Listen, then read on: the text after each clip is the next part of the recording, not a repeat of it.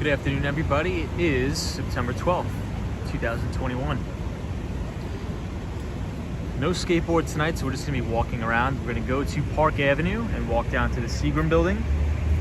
And we're also going to be covering the equities markets, a look ahead update for tomorrow, the trading day on Monday. So let's get started. We'll head over to Park Avenue. Hey, Destructionist, what's going on? Happy Sunday indeed. I hope you're well. Happy Sunday to you. We're gonna be going to Park Avenue today.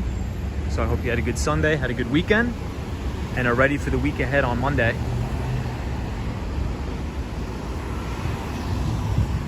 Hey, the ABX girl. What's up, William Creech? Good evening. Hope you're well. The Aviator's here. Says, hey, Tom. The Aviator 7. Hope you're well. Charlie says, hola, amigo. ¿Cómo estás? Charlie, how are you?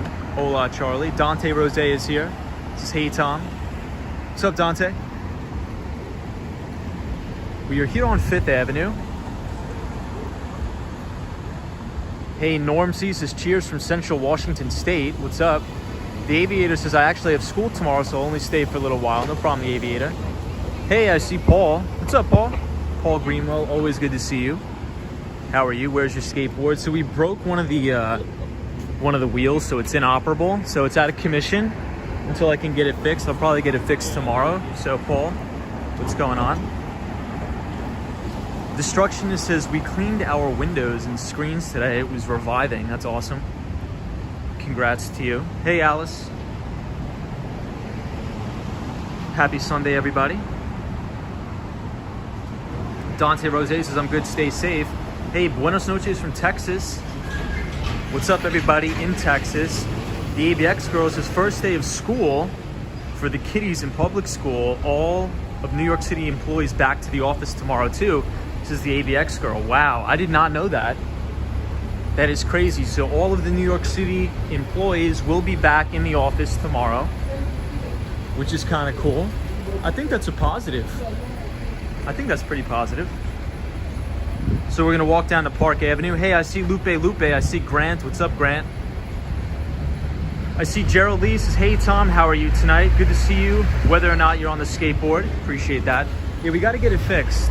We have to get it fixed. We broke it during the stream last night. We were streaming for 3 hours. We were skateboarding about 10 miles all the way down to Wall Street in the World Trade Centers. The Aviator says, hey, did you actually realize you streamed at 1 in the morning? So today it's actually not the next day. I know, that's crazy. So we'll get 2 streams in one day. Not bad. But hey, the Aviator. Hey, Ibrahim Azam. What's going on? I see Brandy. Hey, Brandy. Rosie says, buenos noches, Tom. Hey, buenos noches, Rosie. Hola. ¿Cómo estás, mi amigo? And we have Andrew Calhoun from Australia. Andrew, well, any update from the Aussies? Are you guys still in lockdown? Are things opening up? Any update? Hope you're well. Chill Beats to Chill says, hello, hello. Cecilia Thomas says, hello, everybody. Sally's here. Sunshine after rain. Ibrahim Azam says, how are you? I'm good, Ibrahim.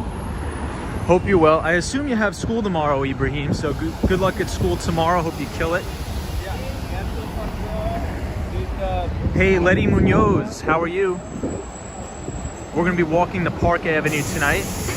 Hey, and John Smith says, hello from Canada. Welcome to all of our viewers from Canada. We love our neighbors to the north. And Gigi NYC. What's up, Gigi? How are you? Always good seeing you on the stream.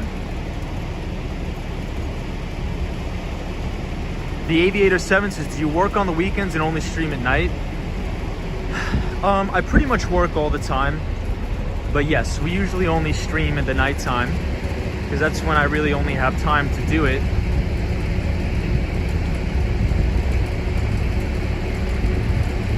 Ibrahim says you have school tomorrow. 48 says, hi, Tom. From New Zealand, great to see you again. Great to see you again, too. Gerald Lee says, I remember the bad sound the board was making and figured something wasn't quite right about it. Yeah, so I think I broke one of the bearings on it, so I have to get it replaced. So Andrew Calhoun is our moderator from Australia. He says, Tom, mostly locked down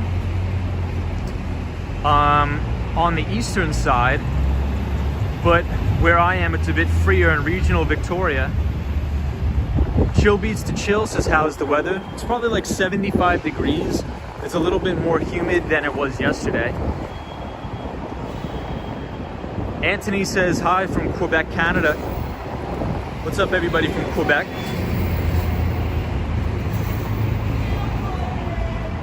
Hope you're good from Quebec. Hey, the Austin Tennis is here. Long time no see. Austin Tennis, hope you're well. Says, hey Tom, hope you're having a great night. Hope you're having a good one too. The Austin Tennis. Hope you're well. The Austin Tennis, are you busy with work, or has your workload sort of, hopefully it's been declining as we make our way into the end of the year, which sounds crazy, but we are. So we're on East 57th Street.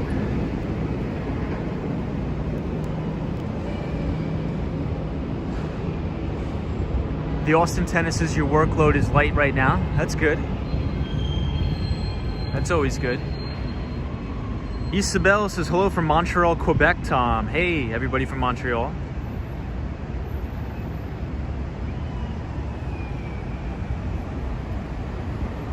Auckland, New Zealand is in lockdown. We find out soon if we drop a level, says 48. The ABX girl says, did you see any Fashion Week crowds? The Met Gala is tomorrow with the UN General Assembly.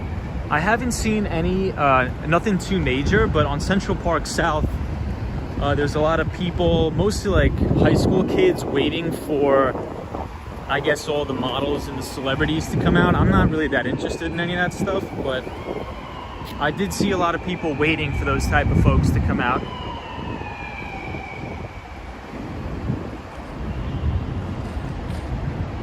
Best wishes from San Francisco on this Sunday night, says Mail. Appreciate it. Sally says, beautiful night, Tom. Hi, Tom. Hey, Sally. Hope you're well. Aviator, it is a good night. Isabel. Hey, Felix. Hope you're well, Felix. Do a Vogue pose. So funny. Felix says, hola, Tom. Hello, everybody. How are you? Sunshine after rain. Hope you're well. So we're going to take a little trip to the Seagram Building. Hey, Tom. Great to see you back on. How are your skateboard trucks doing? We got to get, I think I just got to replace one of the wheels. So I'll do that tomorrow. Hey, Sweet Dreams says the UN is bad. Sally says, I always enjoy your streams, Tom. I'm doing okay. Awesome. Aviator says, hey, Tom, do you know what the steam... I believe it's from the subway. I believe it's the steam from the subway. Hey, Snuggled and Comfy says, good night, everybody. What's going on, Snuggled and Comfy? Hope you're well. So we don't really have a specific topic tonight, guys, but I just wanted to bring up, because I've been getting a lot of emails about, you know, how do we find specific, oh, look at these guys. That was nice. How do we find specific, you know, stocks to invest in? And I have something I think is a pretty good resource, so we'll go over that today. But this building is 432 Park Avenue. Beautiful building. I see Seal Bear here. What's up, Seal Bear?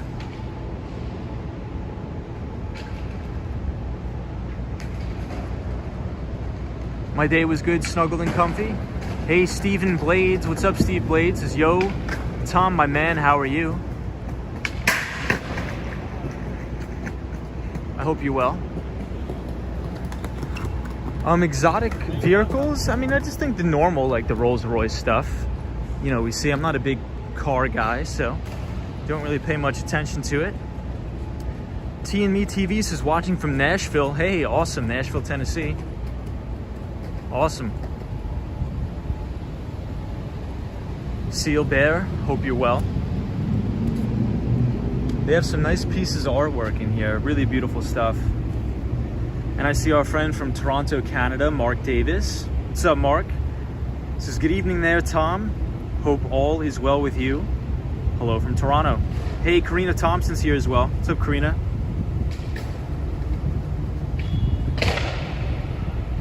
My day was very good, everybody. Thank you for asking. Hope you're well. I really like these pieces of art. Really, really beautiful. Darren says hello from Sydney, Australia. Good evening, everyone. How good is it that the NFL back round 1, Yankees and Mets playing on ESPN2 here live from New Jersey, USA? I love the Yankees. Awesome. Awesome, Darren.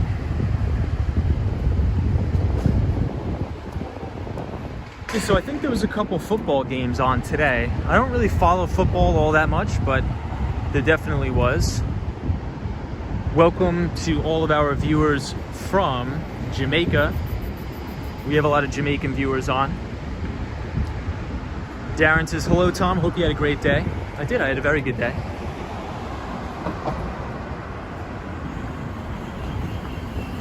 Did the Yankees win tonight? I'm not too sure. So this is Park Avenue we're walking down. And Park Avenue is very well known for finance. A lot of the banks and the hedge funds actually moved to Park Avenue. So there's a lot of finance going on these streets here in Park Avenue. Art says, saluters, Tom. Always good to see your videos. Thank you for the support. I appreciate that. Sunshine After Rain, I see you in the comments. How are you?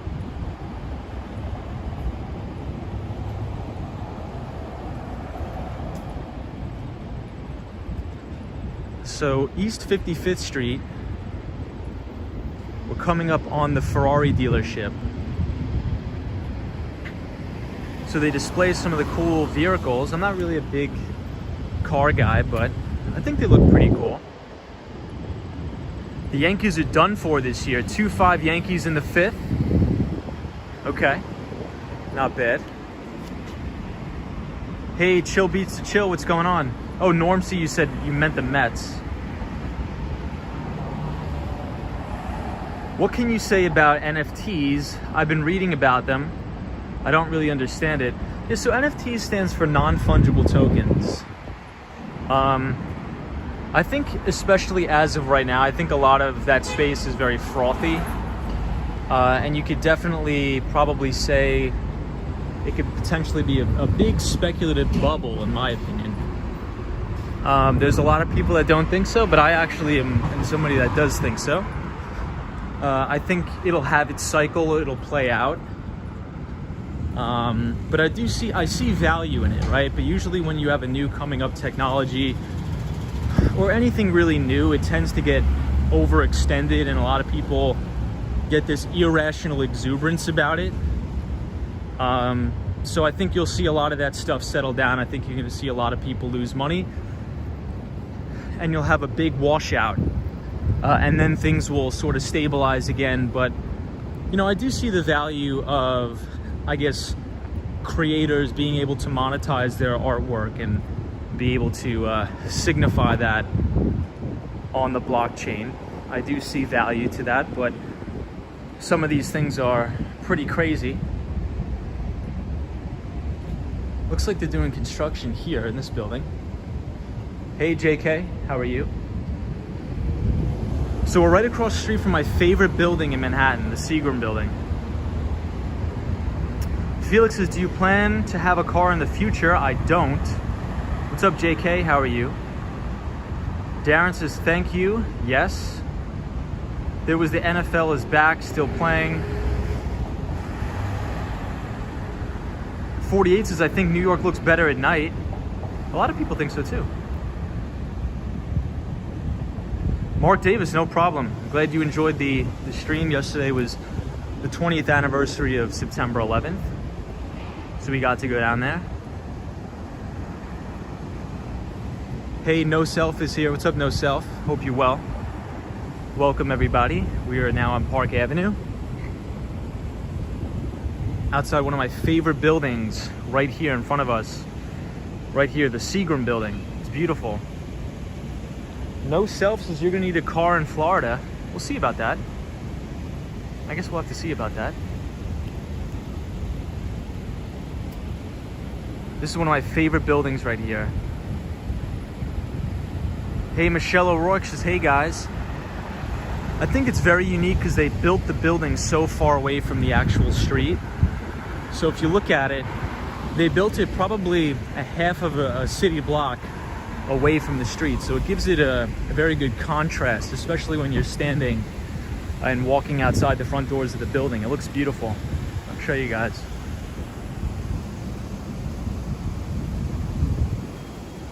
But this is Park Avenue that's very well known for finance. So you have a lot of the BlackRock, you have Blackstone, JP Morgan, a lot of the big financial firms are here on Park Avenue. And we're looking all the way down at Grand Central Station. The Aviator, it lights up some nights. Sometimes it's not up. So some nights it's up and some nights it's not. But I think it'll be up all this week. Norm C says Seagram as in whiskey. I'm not sure. I just think it's called the Seagram Building and it's one of my favorite buildings. And you guys will be able to see it. It's a very peaceful building. I love it.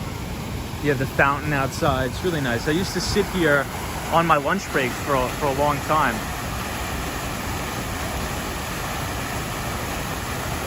Wow, Michelle O'Rourke, that's awesome. That's awesome. Isabel says, are you going to be able to stream this winter? I will. I will be able to stream this winter.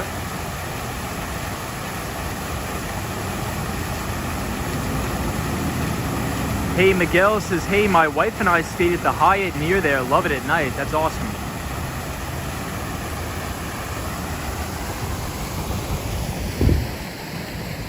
The Hyatt is a very, very nice hotel. Hey, Photos from Around New York says, I think Seagram's, the alcohol company, was based out of the building for a while, but no longer. I did not know that. That's awesome. Hey, Alden Stallworth is here. What is going on, Mr. Stallworth? How are you? So this big spire right here is One Vanderbilt. One Vanderbilt.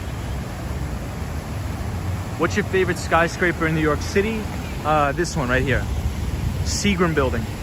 Beautiful. Sunshine After Rain says, love the fountain, sounds relaxing. Yeah, so I used to work very close to here and I used to come during my lunch breaks and just sit by the fountain and read the paper.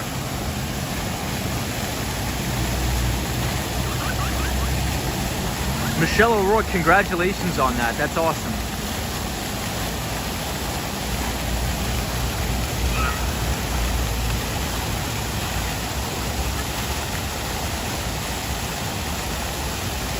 Hey, William says, good evening, good people.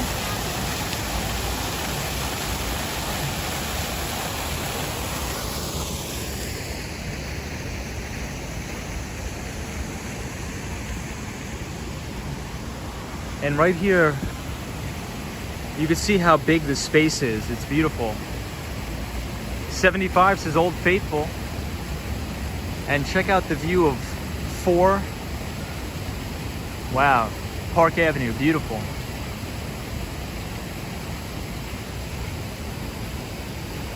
And obviously the flag is flown at half staff due to 9/11.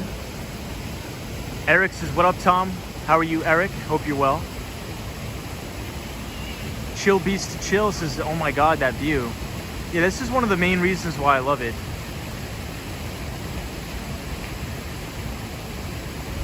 Michelle O'Rourke, I think you'll be good. I think you'll be fine. I think you just have to relax. So if you relax and just do your thing, I don't think you're gonna have any problem at all.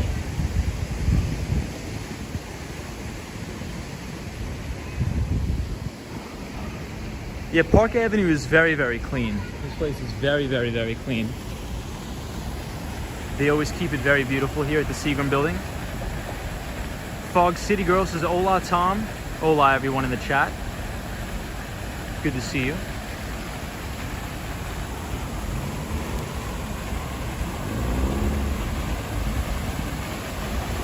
We're sitting down at the Seagram Building, which is one of my favorite buildings in all of Manhattan. It has 2 fountains, and it's actually built very far away from the street. So I hope everybody's doing well on this Sunday night. Back to work tomorrow. The markets are open tomorrow. Super Beat says, hey Tom, do you wear a mask while out like right now? No, it's not dangerous. I wear a mask, yeah. You have a great eye for capturing beautiful views. Really amazing. Appreciate that. Mark Davis, I have done some live streams during the day, but it's very, very hard with running the business and everything like that. Hey, Todd P says, hi, do you like to trade stock options? I don't like to trade stock options. Really, the only time I'll ever dabble in the derivatives market is if I'm hedging my current positions. But that's really usually when the market's getting really extended, such as now. I will, sometimes either sell calls against the positions I have just to hedge my positions. But Todd P, I think that's a very good question. Andre says, hi Tom, how are you? What's going on? Aviator, yes I have. I don't really like talking about 9/11, guys. Not to be upfront, but I just don't have very good memories of it, so.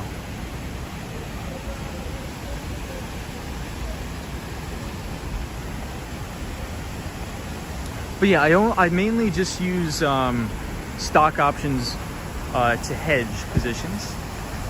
Hey, Robert Parker's back. Robert Parker says, hey Tom, how are you, buddy? You're out late tonight. What time are you going to bed? Hopefully we'll be going to bed at least before 1 o'clock. But Robert, it's always good to see you on the channel. We're here at the Seagram Building. Hope you had a great weekend, Robert. Yolanda Hicks says, hi everyone, hi Tom. Yolanda's joining us from Brooklyn, New York. What's up, Yolanda? How are you? And Rob H says, hey Tom, stream looks really good tonight. Appreciate that. Rob H, hope you're well. We are here at the Seagram Building. My favorite building in the entire city. Annie Ball says, hi. How are you?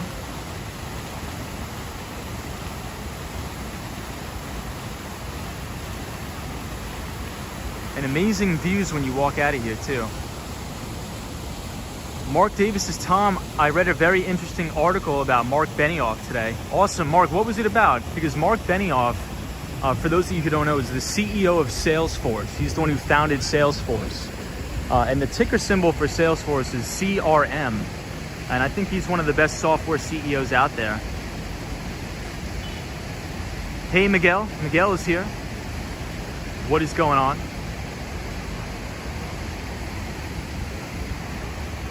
Welcome, Miguel.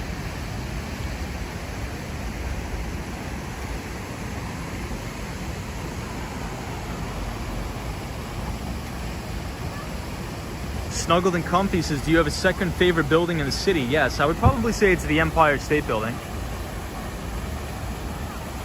Mark Davis is his philanthropic efforts and charitable contributions. Yeah, Mark Benioff gives a lot of money to charity, a lot of money. He does a lot of good things, Mark.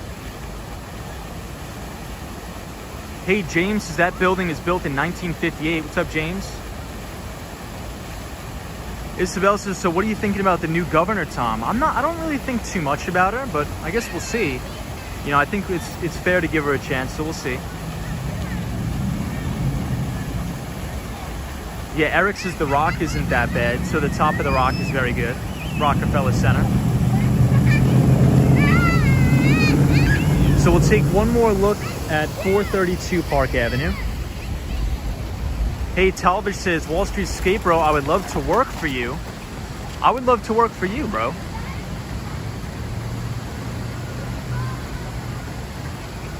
But Talbot, hope you're well. The Aviator says it's really fascinating that a building from the 30s had more than 100 stories. That is kind of fascinating. Nicholas Prasad says, hey Tom, hope all is well. Today was my birthday. Hey, happy birthday, my friend. Happy birthday to Nicholas. So everybody in the chat, happy birthday, Nicholas.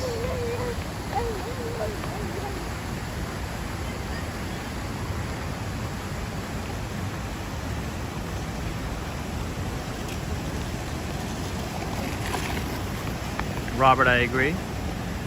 Mark Davis says, I am taking more interest, Tom, in your favorite topics.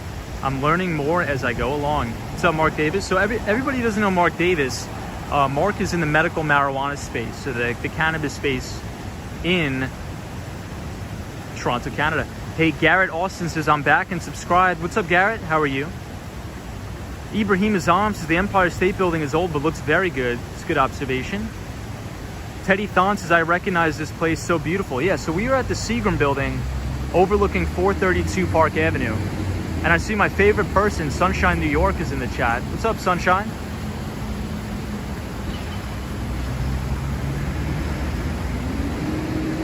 Hey, Talbish says, Wall Street skate bro, I'm from Alabama. Awesome. Alabama's a great state. And I see Roy says, hi Tom, mods, and everyone. Good morning from Indonesia. Wow, welcome to all of our viewers from Indonesia. I think I have a very international audience because I tend to stream very late at night because I'm working during the day. So I think that's awesome. So thank you everybody that's joining. We are on East 57th Street and Park Avenue. And we're actually about to pass the Blackstone building.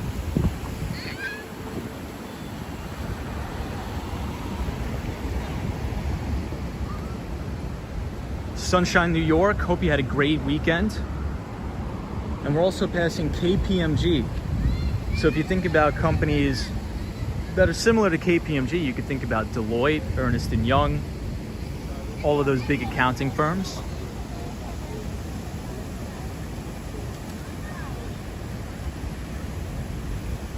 Oh yes, the Aviator, I did know that that plane did crash into the Empire State Buildings way back in the day. Hunter from American Lawn says hello from Delaware. What's up from Delaware? Eric says, is that the same Blackstone that's messing up the housing market? It is, but I don't think Blackstone's messing up the housing market. I just think that's a big media push. Is Blackstone buying a lot of single family homes in America? Yes. But the volume that they do is not even comparable to move the market, contrary to what a lot of people think. Al says, what up, dude? Cheers from the hood in the Bronx, New York, United States. Hey, shout out to everybody in the Bronx. The Bronx is a great place. I used to work in the Bronx for a little bit. I was doing some consulting work with a home healthcare agency. So I would have to take the train all the way up by Bronx Science off the Grand Concourse. Al says, you're welcome to come to the hood. Awesome, Al. Thank you, man. Hope you're well up there in the Bronx. Yeah, I enjoyed my time in the Bronx. I really did. It was a lot of good food, a lot of good people. So this is Blackstone right here. And Blackstone is one of the biggest money managers, I guess you could say. What's the bright building up ahead? Up ahead, we're gonna head to the Grand Central Terminal.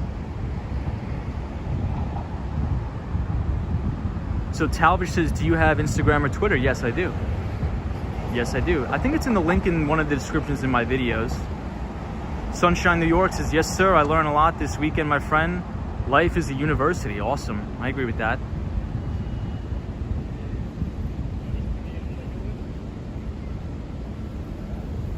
.432 Park Avenue just looks crazy.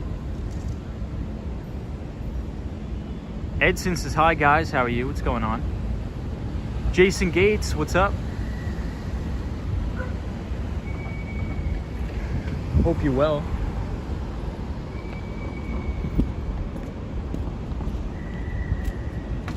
Do you have your skate? No, we broke the skateboard last night. We literally, we rode that thing to pretty much the wheels fell off. So We do not have the skateboard tonight. I got to get it repaired. Jason Gates is live College of Hard Knocks. Hey, War Walker, how are you? So right up ahead, everybody, is Grand Central Station in the MetLife building. Al says, I'm sure that building got flooded bad on Wednesday. Yeah, so there was a lot of flooding, and surprisingly, the majority of the flooding was actually in Brooklyn and the Bronx. So it's pretty crazy.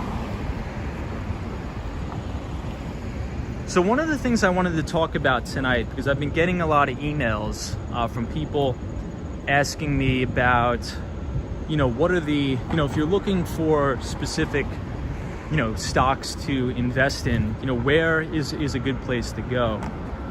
And obviously you guys know my take is that I'm a big fundamentalist. So I'm always looking at the fundamentals of the company in terms of, I like to see their compound annual EPS growth at least 25% or more per annum. I like to see return on equity at least 25%. Very good pre-tax margins. Those are the sort of the criteria I look for. But if you go to your local newsstand, if you live in New York, or you just walk into any gas station across America, you could actually pick up a copy of Investors Business Daily. They'll probably give it to you for free. And if you flip to page 14A of the paper, they actually show you the top new buys of the top performing mutual funds.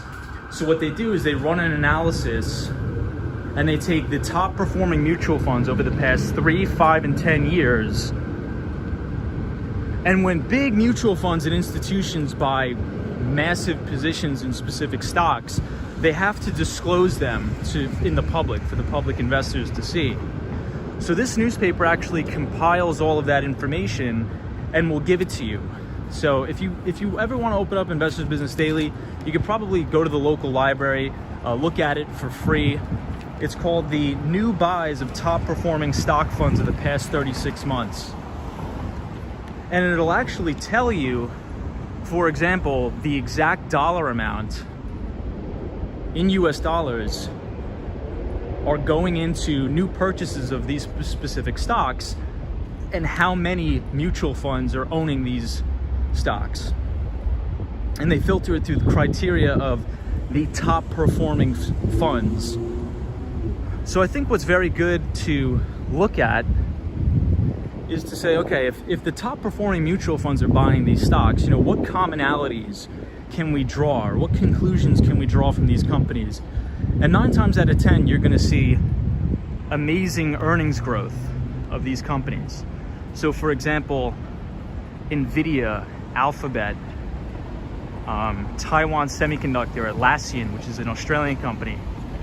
These companies tend to have explosive EPS growth. So that's just the one piece of advice or tip for today. And I actually have a copy of the newspaper with me in my hand. And I think once we get to some better lighting, I'll actually show you guys, because I think you may just be able to Google it and get this information for free on the internet if you go to investorsbusinessdaily.com. Hey, I see Jason Gates in here. I see Diego. What's going on, Diego? M. Moss says, Jim Rogers recently said in a couple of years the stock market is going to have its worst crash in generations and not recover for a long time. Yep, Jim Rogers has been saying a lot of things, but I know of Jim Rogers very, very well. I think there's a lot of debate and speculation over that, for sure. So this is the Hemsley building. I think it has great architecture. Sunshine New York says East 47th Street. What's up, Sunshine New York? Miguel, what's going on, Miguel? Sunshine after rain, how are you? Always good to see you. Jason Gates, you have an aunt that lives here. That's awesome. Edson says, where are you? We are in Midtown. I would say Midtown East on East 47th Street, right near Grand Central Station and the MetLife building. Hey, Rob is here. What's up, Rob? Hope everybody's well.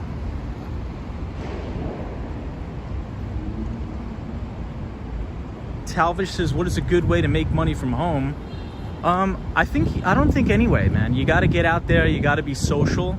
You got to get into the workforce. And I think the easiest way to make money, if you don't have any money right now, is just getting a job. You got to get a job. You got to get out there, apply. We have record job openings in this country right now. They're pretty much giving out jobs like hotcakes, according to the data. So the best way to make money just when you're starting out is just getting a regular 9-to-5 job and getting really good at that. And then advancing your way up and networking at those specific jobs. So this is Park Avenue looking north. Hey, Jessica Santiago is joining us. What's up, Jessica? How are you?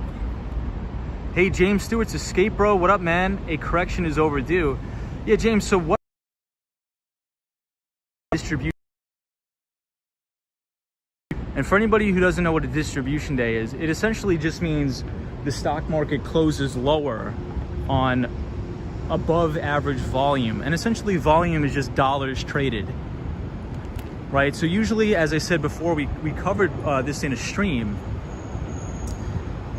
that after Labor Day, you're gonna see a big pickup in volume, because before Labor Day, it's really considered the doldrums of summer. And the doldrums of summer is when all the big portfolio managers, all the hedge fund managers are out on Long Island in their yachts. But then, you know, after Labor Day, they all come back to the office, they all come back to New York City and Boston, wherever they are. And you usually tend to see a big volume pickup on the major indices. Hey, Santos Gomez is here. What's up, Santos? Manny Tess says, yo, yo, yo. William Travis, this is not Times Square. This is the Hemsley Building, next to Grand Central Station. So I think we're going to see a lot of volume pickup on the indices, a lot of portfolio reallocation. So you're going to see big volume picking up on the indices. I think we're going to see increased volatility going into October and November, which I think is pretty normal. And then I think that should set us up for a nice run into the end of the year, as it always does. And they usually consider that the Santa Claus rally on Wall Street. I've been in New York forever. Hey, Prospect Basement says, I'm in Hell's Kitchen. Hell's Kitchen is awesome. Love Hell's Kitchen, great place. Diego says, New York is beautiful. Much love from Brazil. What's up, everybody from Brazil? What's up, Manny Test? Hey, William Travis. I used to work then, on work on that street, 400 Park. Excellent bank back in 97. Awesome. John says, greetings, everyone. Tom, do you invest in CDs or only stocks? No, I mean, CDs I think is diminishing returns just due to the artificially low interest rate environment that we're in. If you have a CD that is, at 2%, 3%, and inflation is running at 4%, that's technically negative yielding, right?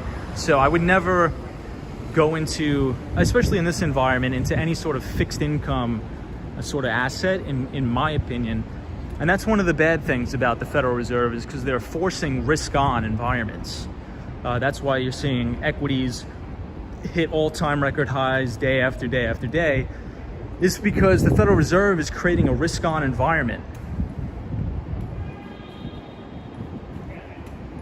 James Stewart's Escape Bro. I hope a Santa Claus rally would be nice. Yeah, I really, really wish all the main indices, the NASDAQ, the S&P 500, and the Dow, would just give a normal 15% correction.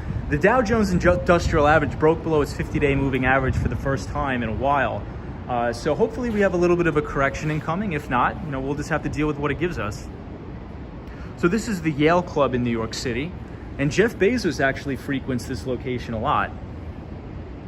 But James Stewart, glad to see you. Robert Parker says the end of summer also marked the holiday sales as well. Very true, Robert. But John, I'm mainly only invested right now into stocks. I do not own any specific CDs. What about you? But in terms of adding to positions right now, this is not a time to be starting new positions. This is the time to either be hedging or taking some profits, in my opinion. Ren says, would you buy Chinese stocks now? The bloodshed in Alibaba.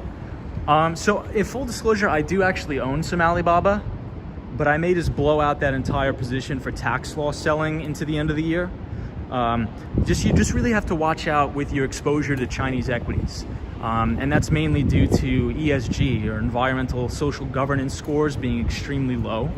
There's a big humanitarian crisis going on in China, and not a lot of US institutions are even really allowed to allocate that much capital to China.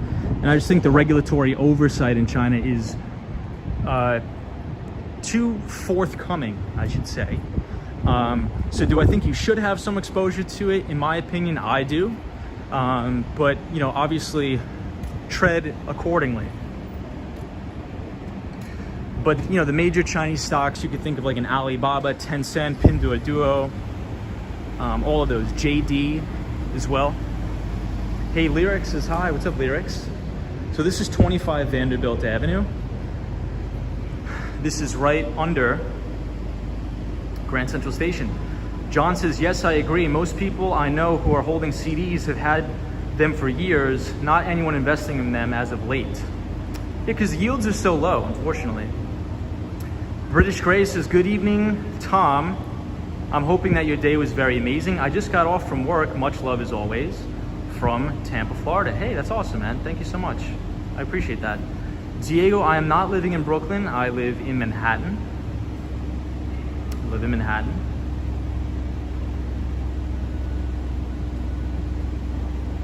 But what's up, everybody from Hell's Kitchen? So I will show you guys the new buys list. Yes, the Campbell Apartments as well. So this is a very good resource I'll show you guys. So if you go to Investors Business Daily, you'll see the IBD special report. It says new buys of top performing stock funds of the past 36 months. And the ones that I highlight are stocks that I'm either invested in, I have money in, or that I'm watching. So you could think about an Atlassian, a Facebook, a Microsoft, a ServiceNow. And one of the main things that you can notice about this list is all of these companies are of stellar quality. Stellar quality. So what does that mean? That usually means earnings growth is very, very strong and is projected to continue to be strong over the next 3 to 5 years. Because institutional investors like mutual funds, the best mutual funds on Wall Street that are running billions of dollars, multi-billions of dollars, these people are not intraday trading.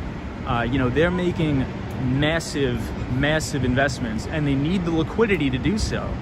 So these are all either large cap or mega cap tech stocks, or big financials like the banks that have a good earnings trajectory, as well as very high pre-tax margins.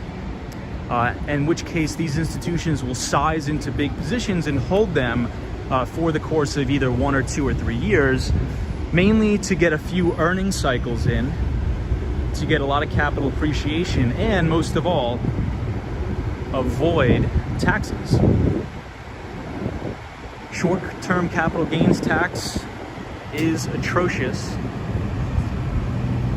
So we're right here on 42nd Street. So if you guys, I'll try to link this in the description, but usually I just get the physical paper delivered to my apartment. But nobody reads the paper, so you could probably just walk into a 7-Eleven and get it for free. They'll probably give it away to you. Lena Sandoval is here. How are you, Lena Sandoval? Hey, Alexandria says, Nightbot, I just got here. What's up, Alexandria? Robert Parker says, in your opinion, what are the top 5 companies headed into the holiday season worth investing in? Well, Robert, I think right now a lot of the indices are extended, right? So when I say extended, a lot of this stuff is very extended over its 50-day moving average. So currently right now, I'm just holding all of my positions. I would not add to anything right now. But should we have a correction, that's really when you should look for good merchandise. But companies like Microsoft or Alphabet, ServiceNow, these are companies with a very, very strong revenue growth outlook, with very high return on equity, and also a very, very high EPS growth outlook. So I think I would stick to the companies that have those specific growth parameters. And this is all publicly available information, by the way. You could go on Yahoo Finance or SEC.gov. You could look at the balance sheet. You could look at the cash flow statements. And all of this information is for free. And I think that's really good. So if you're interested in any specific company, what I would also do is go to their investor relations page. So let's say, for example, if you're interested in making an investment in a company like ServiceNow or Atlassian, you could go to their investor relations page and give them your email address, and they have to send you the audio recording of their conference calls, their earnings conference calls. And I would listen to those and learn and take notes and really understand the company's fundamentals by listening to the CEO, the CFO, and things like that. So we're here by the Grand Hyatt Hotel, which I don't think is actually going to be opening up again, as crazy as that sounds. Alexandria Williams says, does anybody know why IBD went from 5 days a week to once a week? Yeah, so Alexandria, it was getting too expensive for IBD to print the paper every week, so the majority of it's digital, but they do print a weekly edition that I get delivered to my house every Saturday. And I'm a big fan of the guys and girls over there at IBD. And Investors Business Daily actually just sold to News Corp. So William J. O'Neill sold the company to News Corp, I believe, for $250 million. So now they're all under the same company as the Wall Street Journal, the New York Post, and Fox News. Manny Tess says, why isn't the Hyatt reopening? I'm not sure. I believe photos from around New York should know. I think he's the one who told us that. But this is the main Hyatt right here. Felipe says, hi, I'm from Brazil. Where can I get this IBD? I think you could probably get it at your local gas station, Felipe. And this is a great view of the Chrysler Building. Hi, Tom and everybody, says Dell. What's up, Dell? Love the show. Keep up the good work, says Brother on the Run. Thank you, my friend. Hey, Josh D says, man, I just want to win the lottery, says Josh. What's up, Josh? British Grace says, Tom, would I make a mistake if I invested in silver? That's a good question, British Gray. So here's my thoughts on precious metals market. I think within markets, you have inverse bubbles. And this place is really beautiful too. The Cipriani, there's one down on Wall Street too, right across the street from the Deutsche Bank. So you have inverse asset bubbles. And in the precious metals market, there's been many traders at large investment banks. Should I name them? Well, I guess it's public information.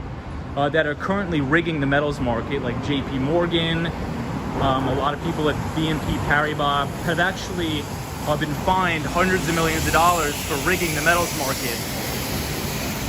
And one of the ways they do that is through the derivatives market. So the majority of silver that's traded is not, it's not actual real physical silver. It's called paper silver. That's the terminology. It's called paper silver. So you'll have these big investment banks dumping paper silver on the market to suppress these assets. So if you look up the Dow silver ratio and the Dow gold ratio, the Dow silver ratio and the Dow gold ratio, I think precious metals is important to own. You're probably not going to get the price appreciation you want to see anytime soon.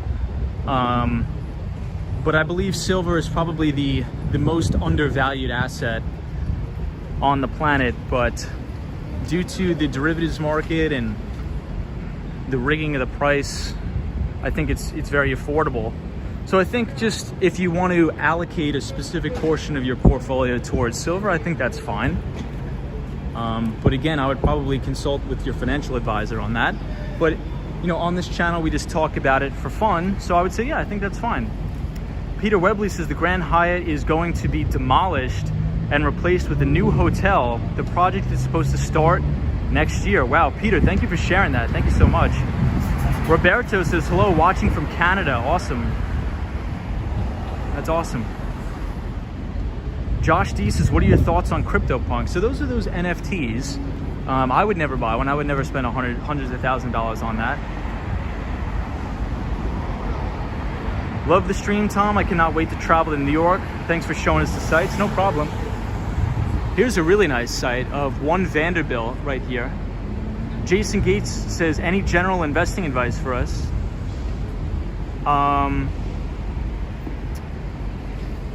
I can't give out investment advice, but I mean, just talking as individuals here, I can just give, my just opinion on things. I would say you should probably learn basics of finance and securities analysis, because at the end of the day, stocks are companies, and you need to know how to evaluate companies based on a plethora of metrics. So I think just getting yourself accustomed to listen to a company's earnings report, right? Nobody does that.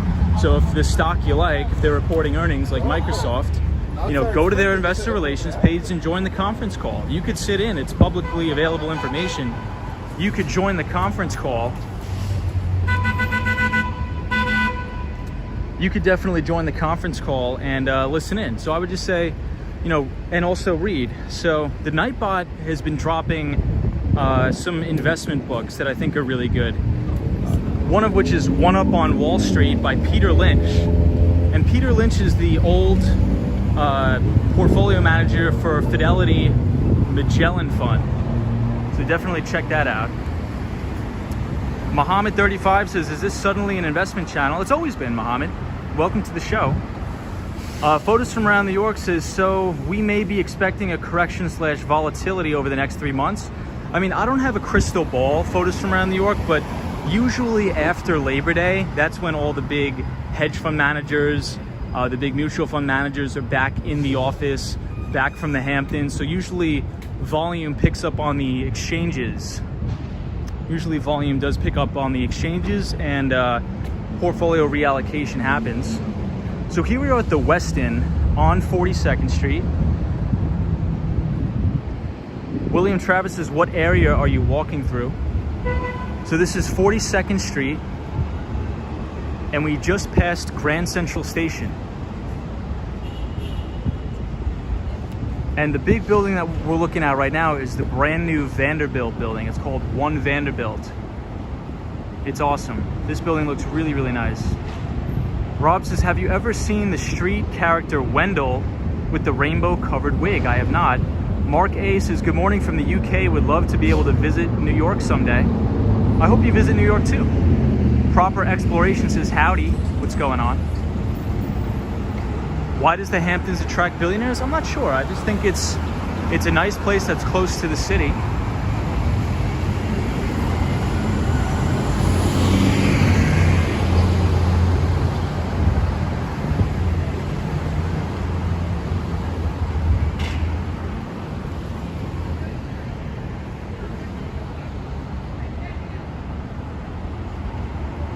Beautiful, beautiful building.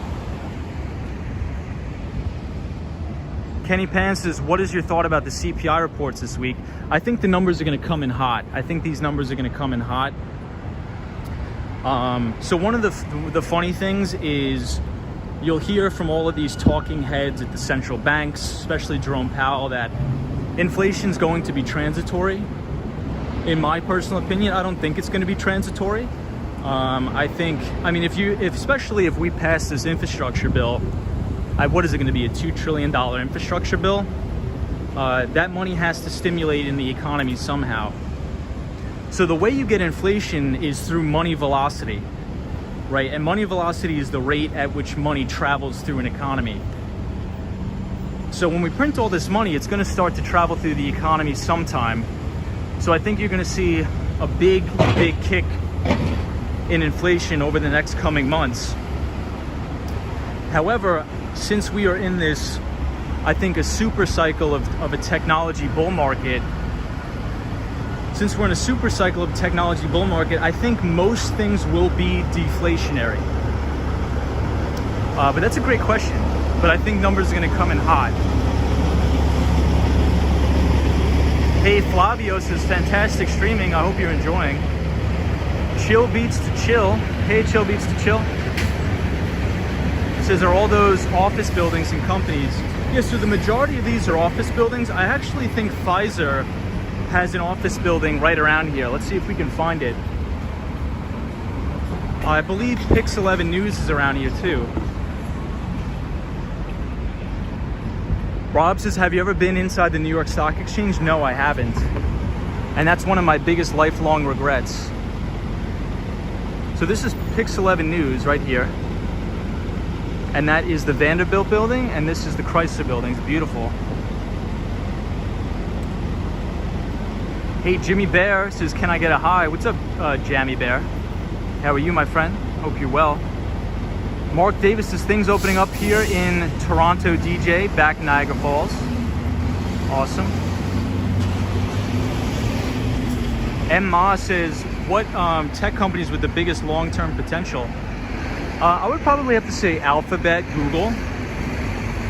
And the reason why I say Alphabet is because right now their cloud computing division is not profitable, right? So if you look at Google's or Alphabet's earnings right now, they're insane, they're lights out. So can you imagine what they're gonna be like when their cloud computing division is actually profitable? I think that's gonna add a really, really big boost to earnings. And I think YouTube is also gonna add to that as well. Look at how beautiful the Chrysler building looks right next to One Vanderbilt. It looks amazing.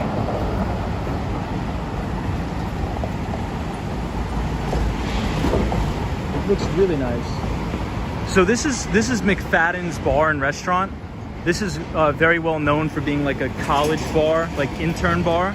I've been in there once. I don't drink alcohol, but I've been in there once, and it was all right. But Roy says, Tom, are you headed to the UNHQ? Maybe we'll go by there. We'll check it out. Troy 1995 says, is the Chrysler building an office building? Yes. We'll take another look at it. Yeah, sunshine after rain. Isn't it beautiful? Check that out. Eric says, Google Pfizer criminal history. Josh D says, Tom, you should write an ebook. AI says the Pfizer building is on 42nd and 2nd Avenue. Oh, thank you for that. Oh, so right here. So this is 42nd and 2nd, so I'm assuming it's here somewhere.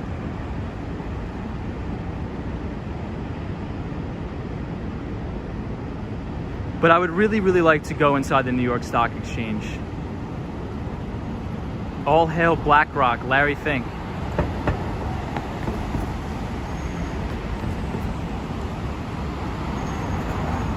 Josh D says, are you suggesting I start an asphalt business should the bill pass? Maybe, we'll see.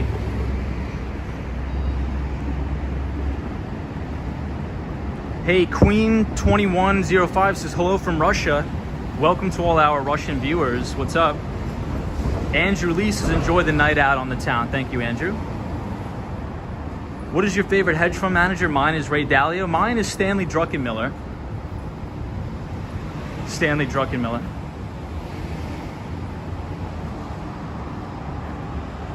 You are made to be inside the New York Stock Exchange, says GGMYC. Gigi, that is like my dream, is to take a tour of the New York Stock Exchange. But as you guys, so everybody, the majority of people in here are from New York. So after 9/11, they actually closed the New York Stock Exchange to the public. So nobody can really go in, which is sad, which sucks, but I totally understand why. But yeah, nobody's allowed inside the New York Stock Exchange.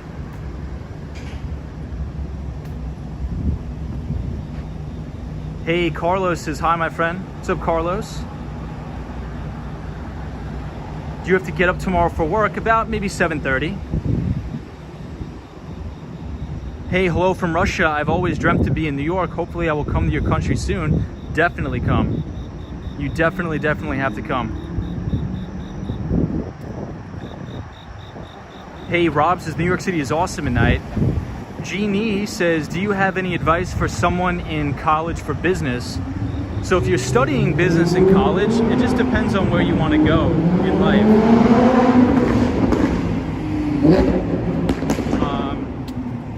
Do you want to work in investment banking? Like, sort of, what do you want to do? So if you could put in the comments what you want to do, like sort of what field you want to go in. Maybe I could sort of provide some sort of insight to you for sure. But the number one piece of advice I would give is just get to work as soon as possible. Just because you're in college doesn't mean you can't get a full-time job.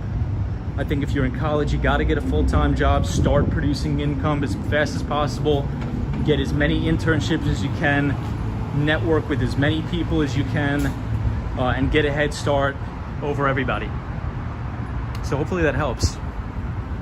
Just start doing things. You got to be productive 24/7. Because when you're young, when you're 18, 19, 20, you pretty much have unlimited energy. So you got to use it. Don't let it go to waste. Because when you get older, that energy is going to be gone quick.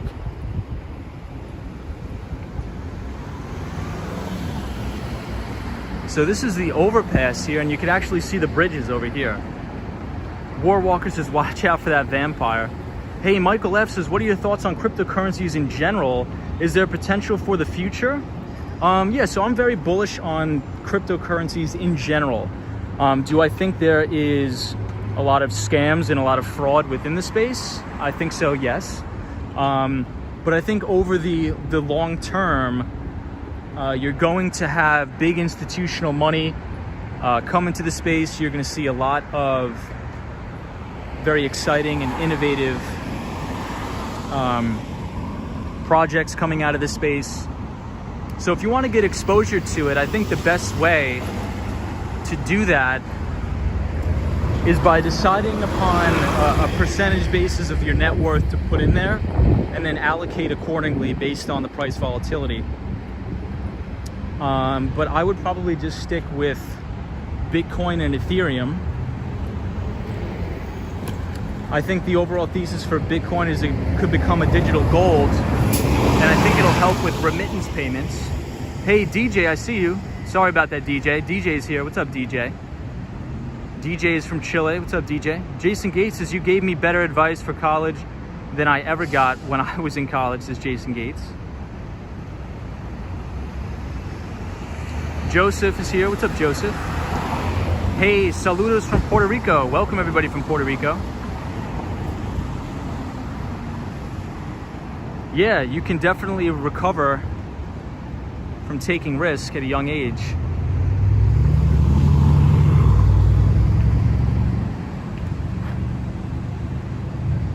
Photos from around New York. Isn't that a cool view? Check this out, everybody. Josh D says, Tom, what do you think of Grant Cardone? Let me think about that one. I'll say this. I think he's very good to listen to from a motivational and sales standpoint, just to sort of get off your butt and start doing things, but I would never invest into his real estate syndicate. And that's not financial advice, but don't invest into anybody's real estate syndicate. Yeah, that's all I'll say. But I think, he's a good sales guy. He's high energy. I think he's a very positive person.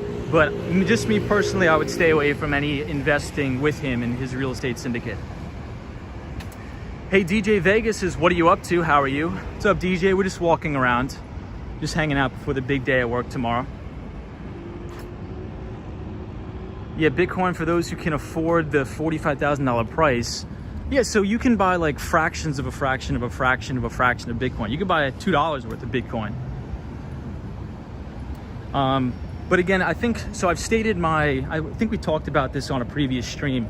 My views on Bitcoin in general, I think is more from a macro standpoint.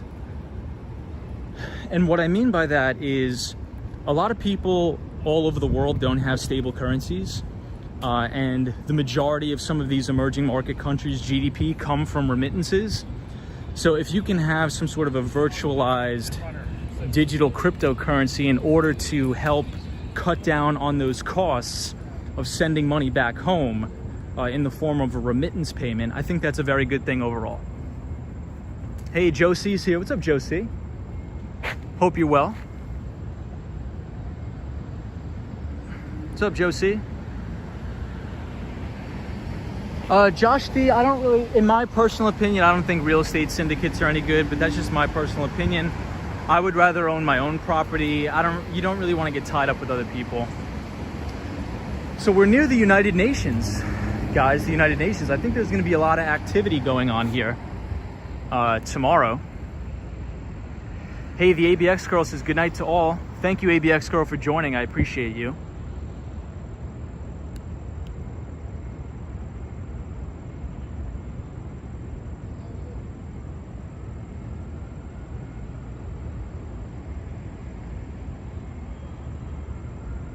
Favorite movie set in New York?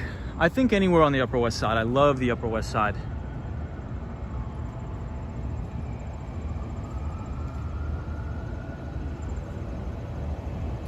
Yeah, but if you're in college and you really don't know what you want to do, and you're in business, I would strongly advise to look into software sales or enterprise software sales. So I would apply to all of the startup SaaS companies. So SaaS stands for software as a service. I would apply to all of them, and I would get experience working in that particular field. I have to go wash my hands. I just put my hand in something disgusting.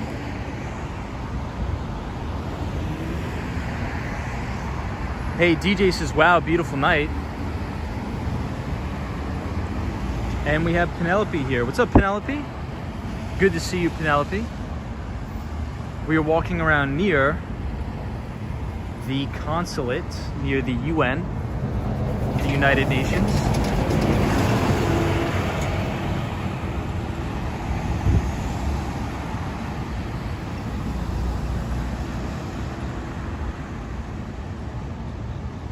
Sir Bertha Saraba says, hello, host. How are you? What's up, everybody? I don't know, 1995. I touched some nasty stuff on one of these posts here. I put my hand on one of them, and I touched something disgusting. Don't touch your face, Tom, I know. Hey, Michael DeCosta's here. What's up, Michael DeCosta?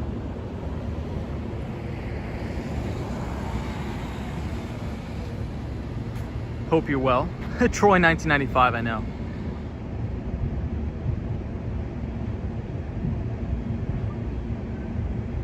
Last part of Wall Street filmed at Sheep's Meadow. Yes, Mark Davis, that is true. Diego says, Tom, where are those blue lights? So the blue lights are all the way downtown in Lower Manhattan at the World Trade Center.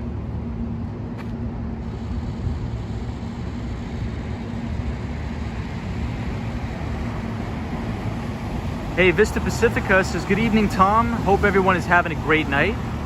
So nice to be able to join y'all for tonight's adventure. Awesome, man. So glad you're here. So glad you're here. Josh D says, investing is overwhelming at times. Yeah, I think it can be overwhelming. I think people make it seem like it's overwhelming. But one good choice, Josh, that I think is very good is if you just want exposure to the broad stock market, you could also just buy an index fund that tracks the overall broader stock market, like the S&P 500. In which case you could just buy either an index fund that tracks the S&P 500 and just dollar cost average into that. In which case you will get just the return of the stock market. And then you could reinvest those dividends for compound interest. I think just the most important thing is just learning a little bit every day. It doesn't need to be a whole, you don't need to cram everything in one day. You know, just get yourself accustomed to finances. It doesn't have to be a big scary thing. Just, you know, maybe read a couple articles a day, you know? But Josh D, if you want to start to read a good book, if you look in the chat, I programmed the Nightbot to drop a lot of good books. I would start with One Up on Wall Street by Peter Lynch. And I would go on YouTube and watch a lot of the interviews with Peter Lynch. He's arguably one of the greatest portfolio managers of all time. He used to work for Fidelity, and he used to run Fidelity's Magellan Fund, which was one of the most successful mutual funds on Wall Street at the time. I always like looking at these NYPD blocks. I think they look so cool. M. Moss says, Apple is one product company. Do you like for the long term? Yeah, I think that's you know, as Jim Cramer says, you don't trade Apple, you just hold it. You know what I mean? Yeah, so Sunshine After Rain is actually dropping a free audiobook of One Up on Wall Street. So if anybody wants to check it out, it's completely free. Check it out in the link in the description. Michael F says, what is your advice for finding re-deals in a seller's market, real estate deals in a seller's market? Would getting a real estate license be a good start to get invested in real estate? So I'm not an expert in real estate by any means, but I did actually just close on my first property. I think just finding good deals is, here's my opinion. I can only speak from my opinion because I'm not an expert in real estate. This is my first time buying a property. I just closed on a property. Just buy something that you can afford. It doesn't matter if, you know, the market is red hot or not. If you're buying something within your parameters that you can afford, you'll be fine. Just never overextend yourself, right? So, you know, if you make sure your payment is no more than a third of your take-home pay, I think you'll be fine. But it's just important that you don't get caught up in the hype. Ignore the real estate market and just say, look, what is my budget? What can I afford? Because regardless of if the market is going up or down, if you buy something you can afford, there's nothing to worry about if you're going to hold for 7 to 10 years.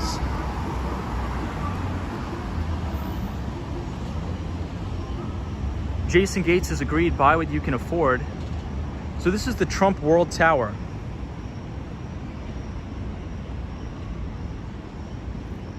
I think where a lot of people go wrong in real estate, from the horror stories I've read, is they buy real estate that they can't afford. Like if they make take home pay like $2,000 a month, they'll get a mortgage that's $2,000 a month. You know what I mean? You got to just buy what you really just got to buy what you can afford, and don't have anybody rush you into doing anything you don't want to do. Just buy things within your parameters and ignore your neighbors, ignore your friends, and just do you. So this is the Trump World Plaza. I think it, so does anybody know, is this a hotel or is this residences? I think it may be both. Does anybody know? War Walker says, I'm so jealous. That's wonderful for someone that's 26. Cheers, Tom. Thank you, War Walker. I appreciate that. Larry says, I have Peter Lynch's book, Beating the Street. Is it really possible to beat the street? Absolutely it is. Absolutely. So there's mutual funds. Larry, so that's why I pointed out, we were talking about in Investors Business Daily. Investors Business Daily. They highlight the mutual funds that consistently beat the street. And when you talk about beating the street, that just means that that whatever benchmark that your mutual fund or your hedge fund tracks, like let's say if the S&P 500 benchmark returned 20% last year and your mutual fund returned 30%, that means you generated alpha and you beat the street. So there's mutual funds, growth stock mutual funds every year that are consistently outperforming the market. And you can find them. An easy way to find them is just by, why do all these things have nasty stuff on them? If you look in Investors Business Daily, they actually publish a list. I'll see if it can focus here, of all the mutual funds that actually do tend to outperform the market. Hey, Joyce Carter's here. What's up, Joyce? Rob says the residential is on 5th Avenue. Oh yeah, you're right. So the residential one is on 5th Avenue. So we'll cross the street here. Hey, Black Angel, how are you? Good to see you. Dan Russell said Trump World Tower is mostly residential condominiums. Hey, Dan Russell, thank you for joining. Always good to see you, Dan. Elizabeth, what's up? What's up, Elizabeth? Hope you're well. Charlie says, I agree with you, Tom. Sometimes you can't be too impulsive and have to take your time. I agree. How are you, Penelope? GG Life Girl or Gig Life Girl says it's residences. Got it. Tom Thorpe says, hey, Tom, it's me, Tom, again from London. What's up from London? How are you? Hope you're well. Elizabeth says, how are you tonight, Tom? I am doing extremely well. We are taking a walk around the United Nations and talking about the stock market. Sean Brown's is Trump World Tower, which is right here. 845 United Nations Plaza, number 21G, $1,600,000, $1,300 a square foot, 2-bedroom, 1.5 baths. This is Sean Brown. Thank you for that, Sean. I appreciate that. That actually seems like that honestly seems like a deal for that price. For a 2-bedroom, that seems like a pretty good deal.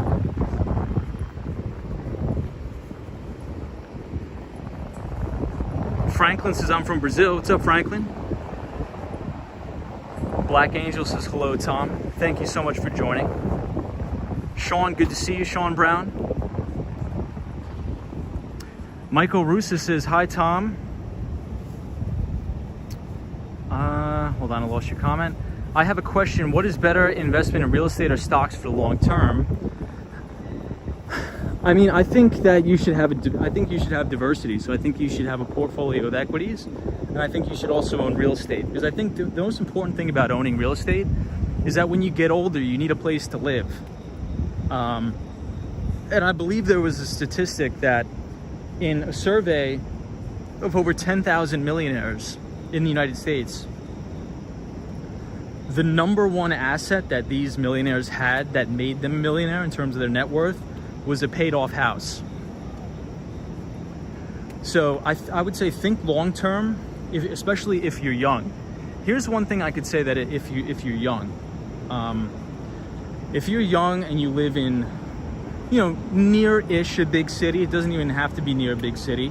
I think what a good investment is buying a house. But if you're in between the ages of 20 and 25, or even 20 and 30 for that matter, I would buy a house, but I would live with roommates, right? Because before the age of 30, you could pretty much live with roommates. So I would suffer for the first 10 years, live with roommates, have my roommates pay off the mortgage for me, and then by the time I'm 30, you have a full, free and clear paid off house, and you didn't spend a dime to pay it off.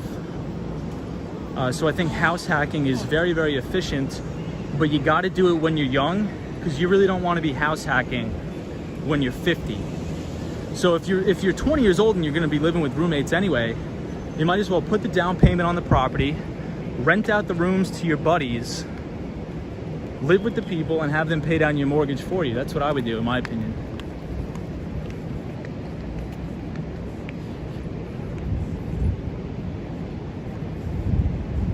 But I think it's a good question. I'm doing both. I'm saying, I want to have a portfolio of equities, and I want to own some real estate. I love this neighborhood. We never really come to this neighborhood on the stream. It's beautiful. Penelope says, yes, renting is throwing your money away. I think in some circumstances it is, Penelope, but in other circumstances, I think renting is actually better than owning. It just really depends on your circumstance. 48 says, yes, I agree with you, Tom. Hey, Jackie Jackson says, hi, Tom. What's up, Jackie? How are you? Sunshine After Rain says, great advice. Michael Russa says, thank you, great answer. Joyce is a hot dog stand. Great impression in New York City. Vista Pacifica says, didn't know anything about Wall Street. I'm just here for the views and good company. Well, I'm glad you're here. You got great views and you got good company. We have a great group here, and it's a pleasure to have you here. Elizabeth says, good advice, Tom. Only 8 more years to go on my house, and it's ours. We rent to our downstairs, helps out a lot. Elizabeth, that's awesome. You're a rock star. So what Elizabeth said, she probably owns, and I don't want to speak for Elizabeth, so correct me if I'm wrong, Elizabeth. You probably have a duplex situation. So your tenant is helping you pay for the mortgage. I think that's fantastic, Elizabeth. That's awesome. You rock, Elizabeth, you rock. Diego says, what's your Instas? Wall Street Skate Bro. At Wall Street Skate Bro. Hey, R5T612, what's up? Lay Thus is joining late, no problem. Welcome to the party. Sunshine After Rain says, why is renting better than owning? So it just depends on your situation. Because sometimes, you know, if you don't have a lot of money saved up, if you don't have a big emergency fund, and if you're not making that much money, I think for the time being, renting is better. Because you have to factor in everything. You know, what if the air conditioning breaks? You know, if you own that house, you have to pay for it. But if the AC breaks or the water leaks, the pipes leak, and you rent, you just call the landlord and he fixes it. So there's a lot of, you got to run the numbers. You really have to run the numbers. So I think if you don't have a lot of liquidity, if your net worth is not very liquid, I think renting is probably a little bit better for now.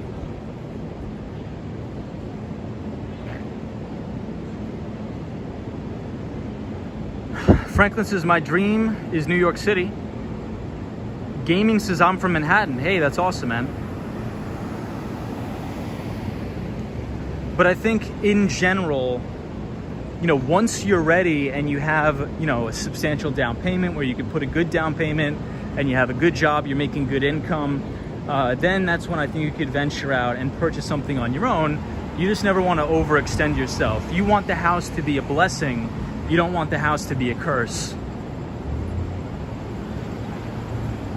So look at this steakhouse.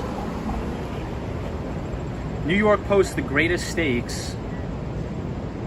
Spark Steaks.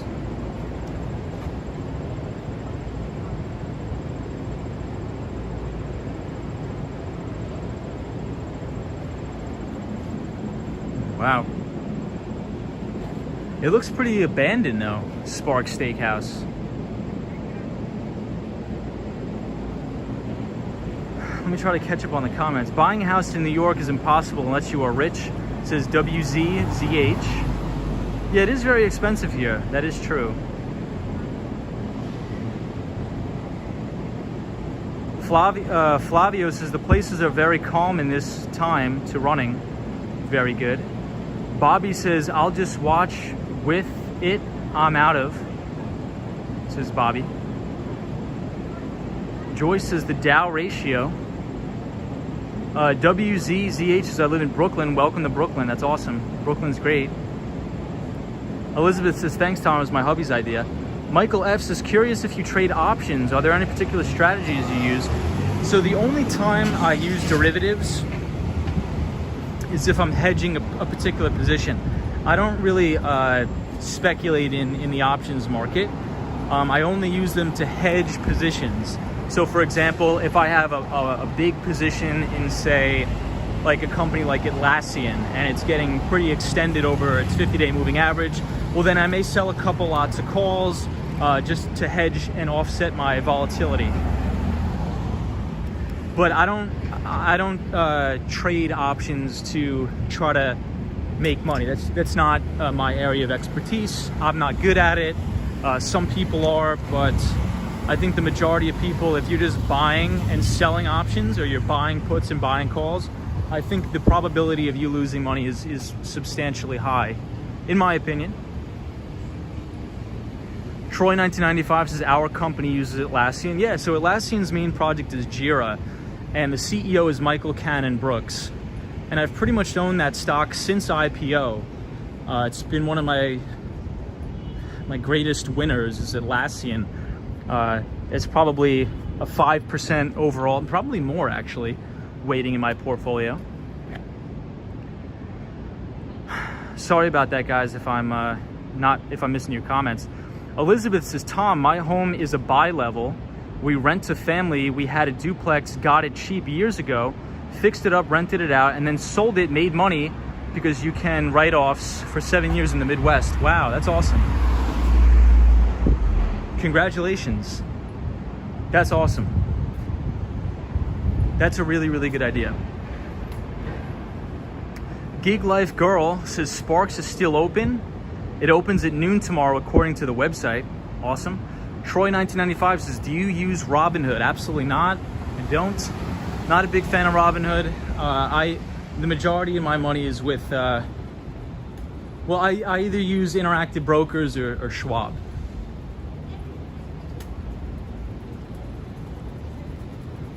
Interactive Brokers or Charles Schwab. Troy 1995 says Atlassian is the king of SaaS. Love Atlassian. Damn, I miss New York City, especially the subway rides. I remember when I was little, I was so scared to ride the subway, says ZIRVQ. Well, hopefully you can get back to New York City one day. Rob says listening to you is like watching CNBC. Thank you, Rob.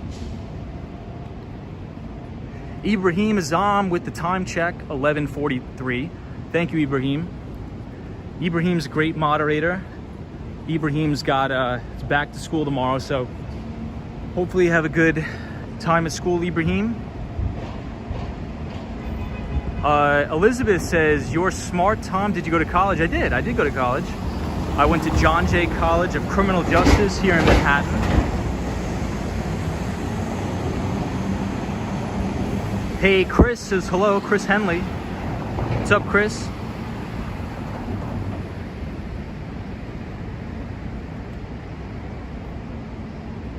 Michael says, another question, when will the crash happen in real estate or stocks first? Last major fall was 2007 to 2008.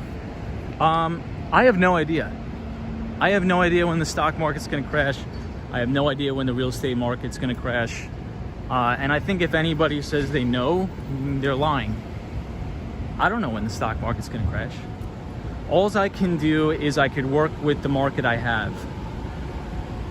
And right now I'm positioned for an environment of artificially low interest rates, a very accommodative Federal Reserve where they're printing money. They're continuously buying billions of dollars in mortgage-backed securities, which is also propping up the housing market. So I think it's just to allocate based on the environment you have. I'm a trend follower. I don't really try to predict the stock market. I don't try to predict the real estate market. I work with the data that I have. And right now the data says risk on. The data says risk on. Because Jerome Powell, the Federal Reserve, is going to keep interest rates rock bottom. And with inflation running at 4%, it's essentially free money. So for example, the interest rate on my house, I think it was 2.8% I got. So it's literally like the bank is gifting me money. They're giving it to me for free. Because if inflation is running at 4% and I'm borrowing money at 2.8, it's free. They gave me free money. I'm not saying that's a good thing. Don't confuse me. I don't think that's good at all. I don't think that's healthy at all. I think the Federal Reserve needs to taper sooner rather than later. I think they need to ease up on their asset purchases. And I think they need to raise interest rates.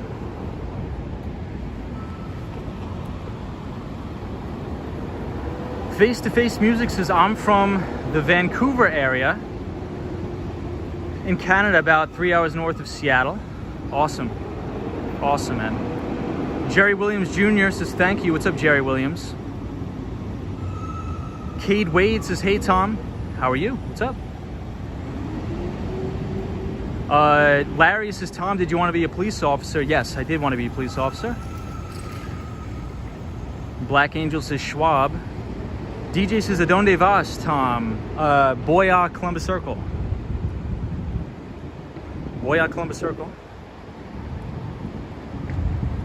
Hey, Chris says, I'm from Brentwood, Texas, or Brownwood, Texas. Is your mortgage rate locked? Yeah, it's fixed, of course.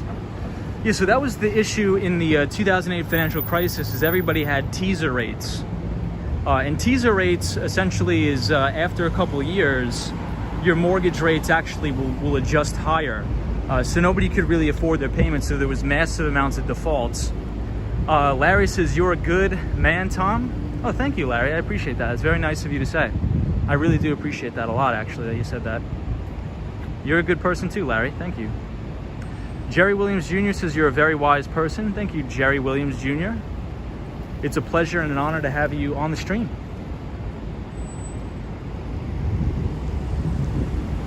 So let's take a loop around Bryant Park. Take a loop around Bryant Park. Hey, awesome live stream from Vancouver, says 360. We have a lot of viewers from Canada. We love all of our viewers from Canada. So thank you, everybody. Our good neighbors to the north. Love Canadians. Will you refinance your mortgage if there's a negative interest rate in the future? Probably not. The amount I took out is like negligible. Hey, Ed Sands, M Sands says, hello, do you stream every night? So we stream probably 4 nights a week. We're usually on the skateboard. We skateboard around New York City and we talk about finance. So if you want to be a part of it, if you want to join the stream, if you like these kind of videos, subscribe to the channel. Tom Jam says, hey bro, enjoying your knowledge. I'm Tom from Wykes Bar, Pennsylvania. Awesome. Wilkes. Sorry if I'm pronouncing that wrong, but I do appreciate you joining. Tom, thank you so much for joining the channel. I envy you being able to walk at night. We are in level 4 lockdown in New Zealand. That's terrible. That's insane. That's nuts that some countries are still locked down. Not to get too political, but I feel for you. That's terrible. Australia John says, UN headquarters, 71 years old and still so modern. Chris says, I care about the 9/11 anniversary. I do too. Troy 1995, do you get 8 hours of sleep? Probably 7. Jason Gates says, what's the longest walk you've ever taken? I'm not too sure. But some nights, I think one night we almost skateboarded 20 miles. So this is the Yale Club, we were just here. Anna says, hi there, thank you so much for letting me see my beloved New York. No problem. Any plans of streaming in the Upper West Side? Yes, this week we will. Do you think we could go into lockdown again? I sure hope not. Would you happen to have information on credit default swaps? What information are you looking for on credit default swaps, Michael? What information would you want on credit default swaps?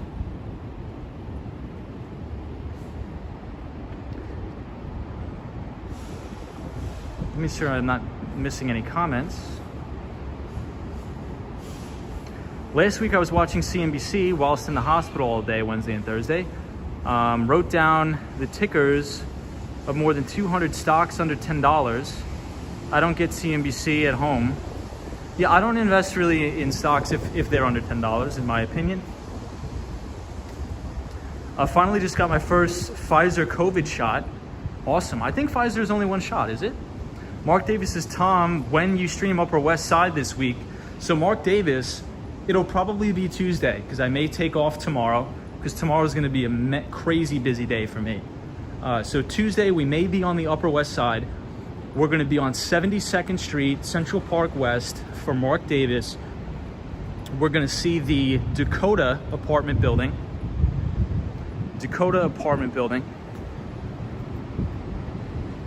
Penelope says, I agree, Tom is wise. Watch out for the bodyguard in Bryant Park. Yikes, we don't want to see him again. 3-inch says, have you done cities overseas or watch walking tours overseas places? I haven't been overseas, but we're usually on the skateboard, but we usually just walk around New York City. Oh, so Pfizer, okay, Pfizer is 2 doses. Johnson & Johnson is 1 shot. Got it. Thank you everybody for that. So Pfizer is 2, Johnson & Johnson is 1. Sorry about that, everybody. Apologize.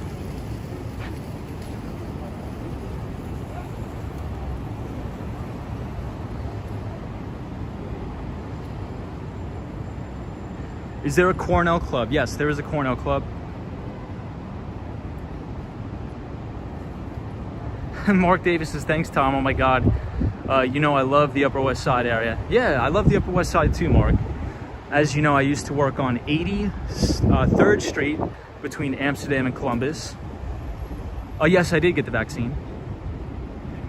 Yeah, it's just sometimes hard to keep up with the Pfizer, the Moderna, this and that. Especially after talking for an hour and a half. But yeah, Pfizer, so Johnson & Johnson is the single shot, I believe.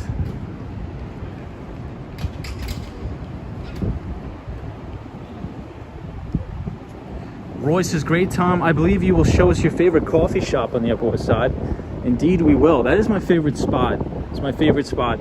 I love Black Press Coffee on the Upper West Side. Definitely have to go.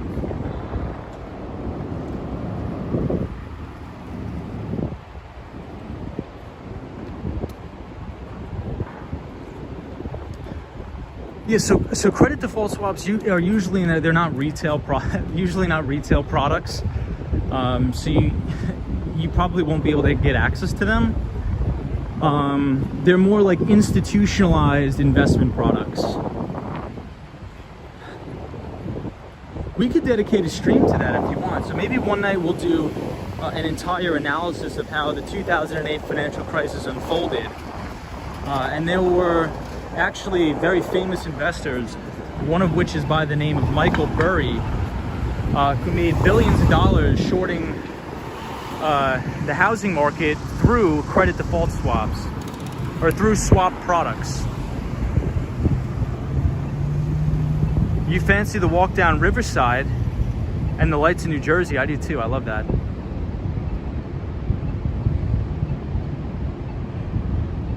War Walker says, did you eat breakfast? Yeah, so I went to a really good bagel spot in New York that I really, really like.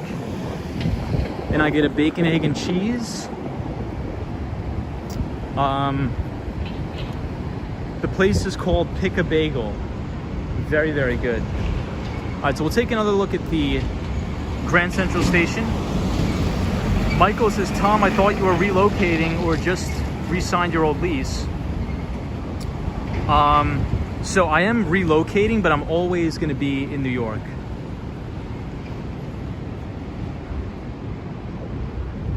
I'm moving down to North Miami Beach, and then, but I will be in New York. I'm probably going to get a place in Brooklyn to be back and forth.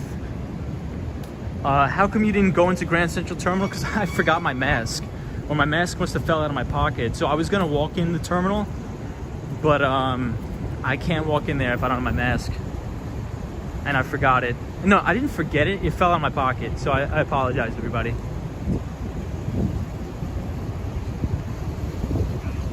Reddit Army doesn't like Michael Burry since 1995.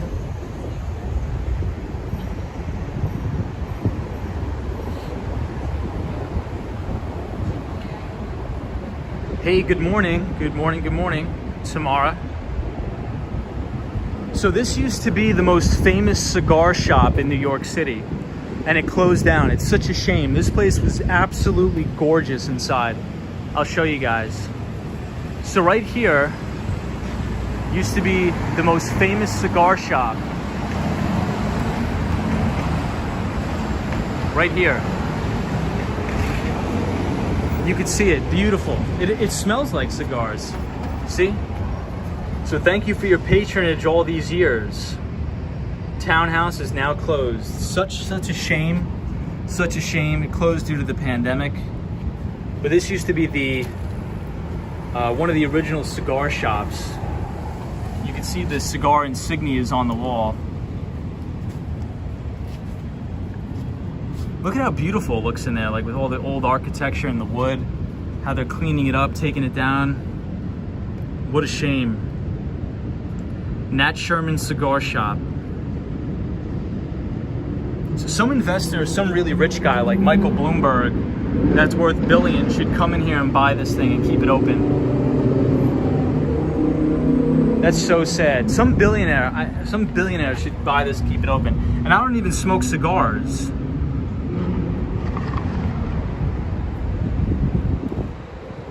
That sucks.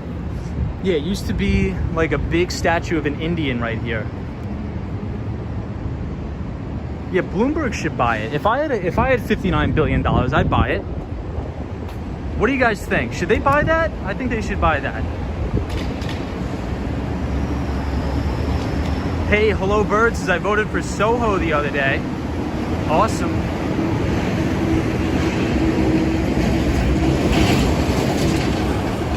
Yeah, unfortunately, good things come to an end. So here's the Steven Schwartzman building. Yeah, I mean, it's not even just because it's cigars. It's just like, I remember walking past that thing as a kid. It's just so beautiful.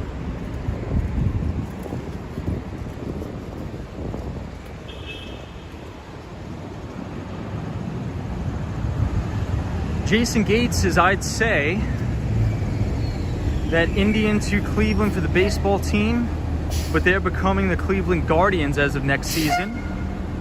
William Creech says, I bet if we all pulled money, we could get close. Yeah, so we'll do that on the stream. We'll do the Wall Street Skate Pro money pool, and then we'll buy the cigar shop, and then we'll all live in the cigar shop. Penelope says, yes, USA was founded on tobacco. It was one of the first currencies. Very interesting. So here's the New York Public Library.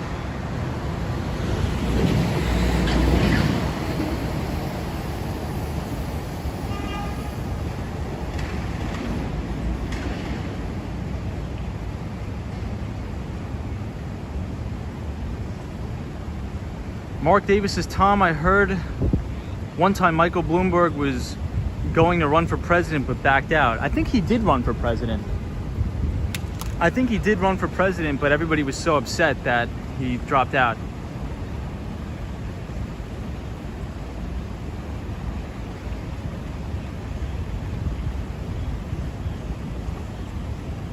Oh, free masks at the information booth. I didn't know that. British Gray says, Tom, when you relocate to Miami-Dade County, you'll be between 4 and 5 hours from me. Do not rent any condos. Yeah, I would never buy a condo. No, but that's great advice. It's a tragedy what happened in that. Tragedy. But thank you so much for that, British Gray. Australia says capitalism equals creative destruction. I don't know about that. Hey, L the Original's here. What's up, L the Original?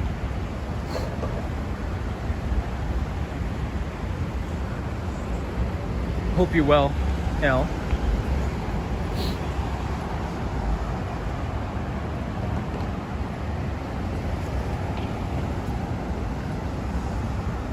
All right, everybody, I guess I'll ask the comments. Let's do this.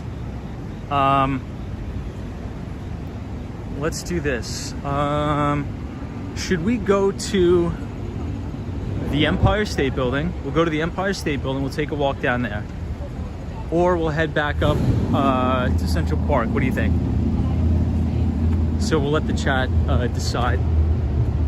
But we had a pretty good conversation. We were talking a lot about the equities markets as well as central banking, the real estate market. So we had a good conversation today.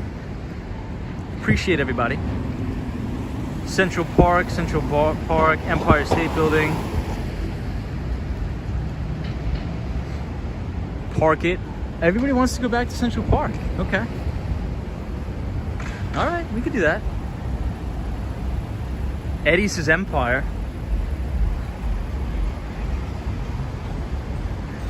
Ooh, we got another Central Park. Both is fine. Central Park. All right, looks like Central Park it is. No Self is coming here at the end with the Central Park. What's up, No Self? How are you? Mark Davis is Central Park. I know Mark Davis loves Central Park. The park would be dangerous. No, the park is not dangerous. Central Park is not dangerous.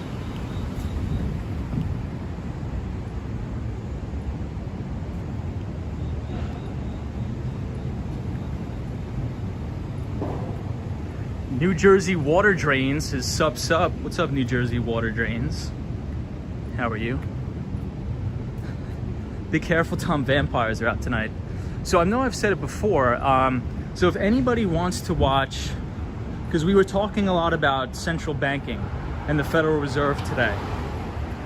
If anybody wants to learn more, I would strongly advise you watch the presentation that Stanley Druckenmiller gave. I'll put it in the link in the description. So if anybody types !Druck, D-R-U-C-K into the chat, Nightbot will drop the interview with Stanley Druckenmiller. And I would watch it and learn from him because he's one of the greatest investors of all time. He actually worked under George Soros at the time. And the number one thing he always says is, what is the Federal Reserve doing? Monetary policy by the Federal Reserve dictates where this market goes. It dictates where the equities markets go. It dictates where the housing market goes. Because bottom of the barrel interest rates and asset purchases by the Federal Reserve creates a risk-on environment. So definitely check out that video, and I think you guys are going to be happy with it. Fun fact, I was gonna go to this community college because I was having a hard time getting into college. Truck. Funny. And yeah, at the time this was called the New Community College, but now it's renamed to the Gutman Community College. Stella and Charles.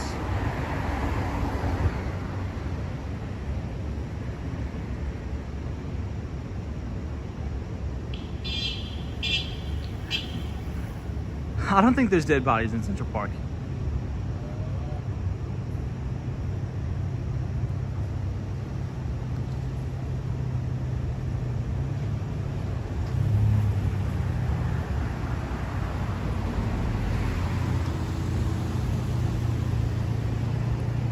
Ella says, wow, Tom, your channel is blossoming so fast. So proud of and happy for you. Thank you so much. Appreciate that.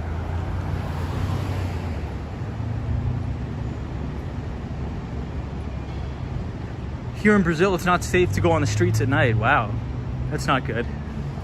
Is there still security around the Trump Tower, sir? No, sir. I mean, yes, sir, there's not, but not as much. Not as much. Central Park is not open 24 hours technically. I think it does close. I think it does close at 11 p.m.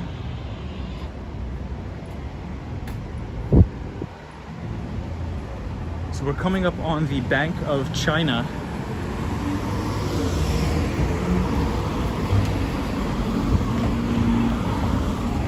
Right here, the Bank of China. Hey, Frozen says, be safe walking on the street. Thank you for that. I appreciate it.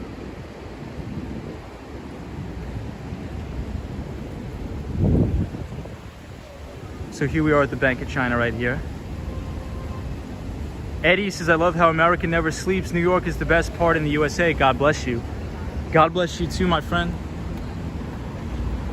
Appreciate you saying that.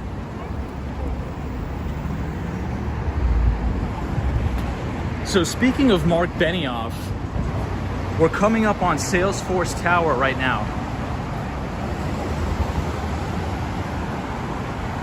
I have a couple buddies that work here and they're still 100% remote work. They still have not returned to the office.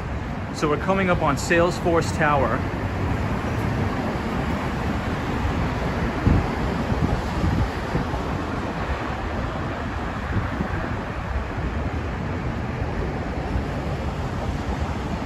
Yeah, Jerry, the 9/11 memorial is great.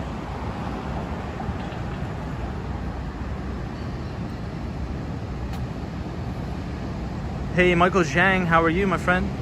Hey, and now it's a party, everybody. We have Zap Allen in the house.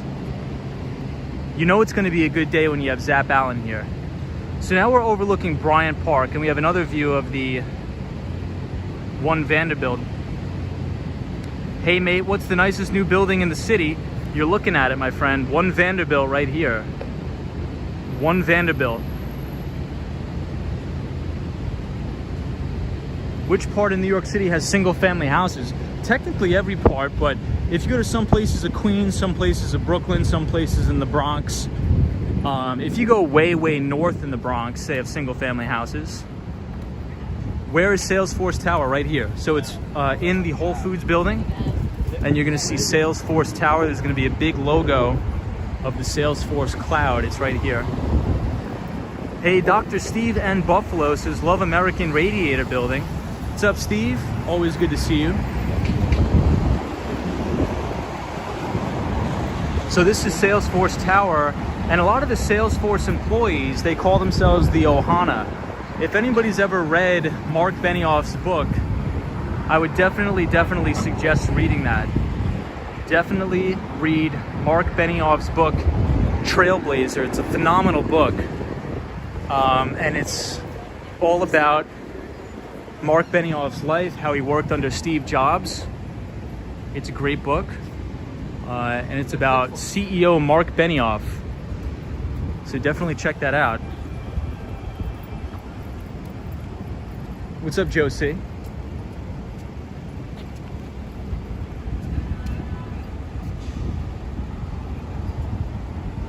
Liquid says, I don't know if this has already been answered, but how expensive is it to live here in New York? I think it's one of the most expensive places in the United States. I guess Salesforce is the king of SaaS. Yeah, I think it's the number one SaaS product. They're really the trailblazer in SaaS. We need the American D to investigate David. I don't know what that is, my friend. Hey, my second time on your stream. It's very great. Greetings from Bavaria. Hey, what's up? Ski Gaming is from Manhattan. That's awesome. 360 says your live stream is so clear. Number one. Awesome. Wilson says Steve Jobs or Larry Ellison. Steve Jobs. So Mark Benioff worked with Steve Jobs, and what a lot of people don't realize is that the App Store is actually Mark Benioff's idea. He trademarked App Store. So Mark Benioff was in the audience when Steve Jobs was giving his Apple keynote presentation presenting the App Store. And after the keynote presentation, he went up to Steve Jobs. He's like, hey, Steve, sorry to tell you, but I actually own the rights to the App Store, but I will sign the rights over to you just because you've been such a great mentor to me.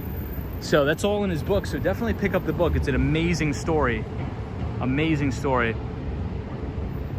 Your streams are always very clear and never laggy. Hey, thank you so much.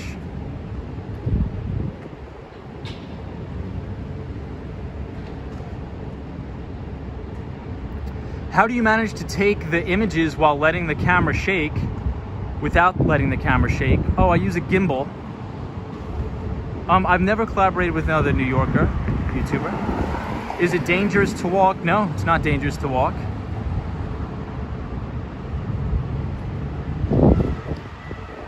He was an intern under Steve Jobs as well.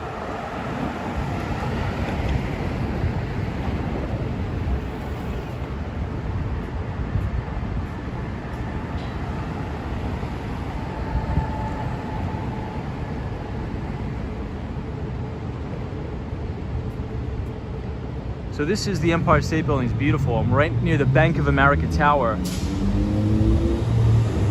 Yes, Swan.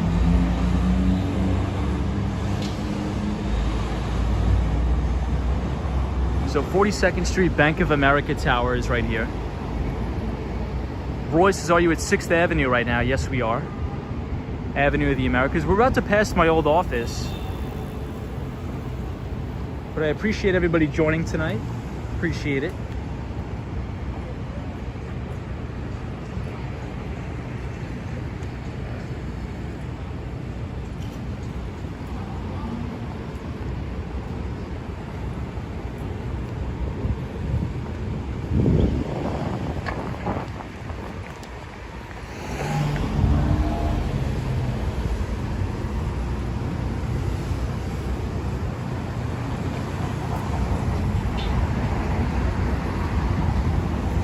These are the beautiful Steinway pianos.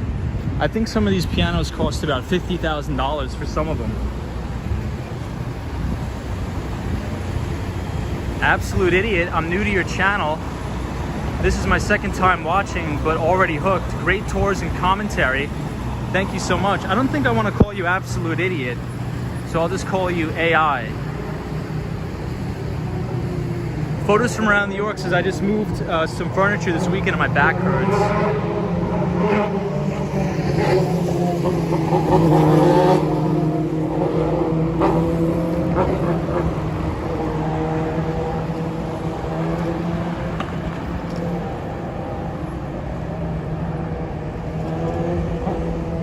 I leave 2 blocks away. Nice. You live 2 blocks away? So I used to work in this building right here, the Marsh & McLennan building. So I was on the first floor of the Marsh & McLennan building, and we had D.E. Shaw in our building, which is a quantitative-based hedge fund by the founder is David Shaw. And a lot of people don't know this. This was actually Jeff Bezos' first job out of college was right here, working for David E. Shaw. It was a quantitative-based hedge fund. And there's a funny story. So Jeff Bezos graduated from college. He went to work for D.E. Shaw, the hedge fund. And he had an idea about creating Amazon. So he leaves the office building, D.E. Shaw, and he goes for a walk around Central Park with David Shaw, which is the hedge fund manager. I think he's worth like $30 billion now. It's one of the most successful hedge funds ever. It's a quant firm. And he's walking around Central Park with David Shaw, and he says, hey, what do you think about this idea about Amazon? And Jeff Bezos and David Shaw says, I think it's a great idea, but I think it's a great idea for a person that doesn't already have a good job. Because Jeff Bezos was probably making over $1 million a year working at D.E. Shaw as an analyst, especially with the profitability of that fund. So David Shaw actually was trying to convince Jeff Bezos not to leave and start Amazon, but he actually told David Shaw in Central Park, he's like, I'm sorry, I have to leave, and now I am going to start Amazon. And then he left his job. He was probably making $1 million as an analyst at D.E. Shaw with his bonus and everything. So my office was right here. My cubicle was right here. I would sit right here for many, many years. And I looked right here. And I would wave to this guy that would sit right here. This was before COVID-19. That's probably one of the... Because at the very top floor, we had a cafeteria where everybody who worked in the building could go for lunch. And there was free food, there was chefs, everything. It was amazing, it was awesome.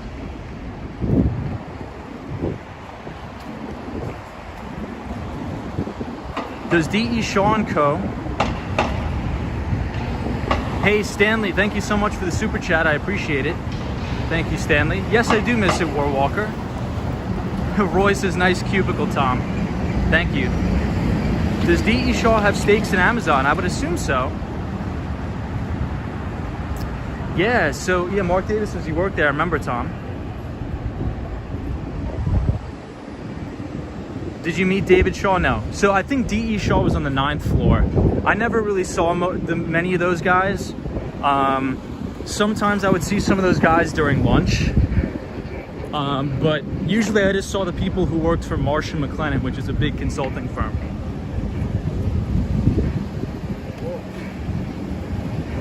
Did I wave? Yes, I did. But it was a guy. It was a guy. 50 years old, dead-end job, 78 hours a week at $13 an hour. Own my home, own vehicles, 5 children. Grown and out, have 20K life savings. Any suggestions are appreciated. So the good thing is that you own your home free and clear. That's the good thing. Do you have any debt? I would say at this point, if you own your home free and clear, keep the house. I can't give any financial advice, obviously, but this is just two people talking back and forth on a live stream. But keep the house. I would keep about 6 months in an emergency fund. I wouldn't touch that money, and I just wouldn't speculate. And I would just try to save and invest maybe 15% of my take-home pay, assuming you don't have any other debts. Yeah, but 78 hours a week is a lot.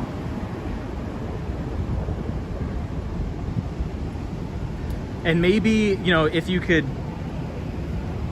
maybe depending on what the layout of your house is, maybe build a wall in your house and have a tenant to make some income to supplement your lifestyle.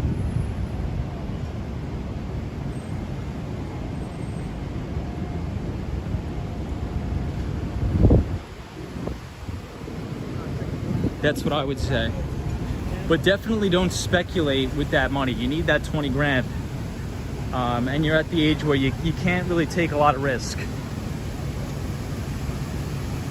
So this is Radio City Music Hall. It looks beautiful tonight. Ibrahim, we'll see you next time.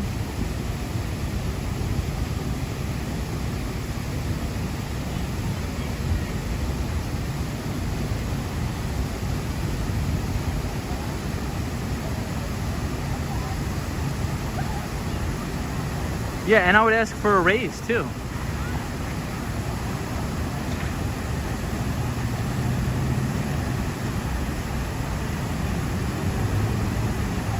Aguilar, hello.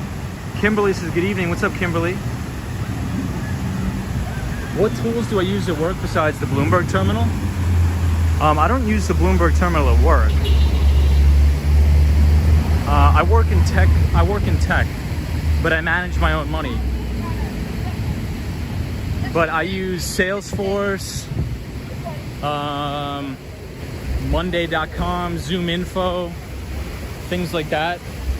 But I do use Bloomberg, but mainly I use Bloomberg at the New York Public Library because the license is free. I really don't want to pay $2,500 a month for Bloomberg.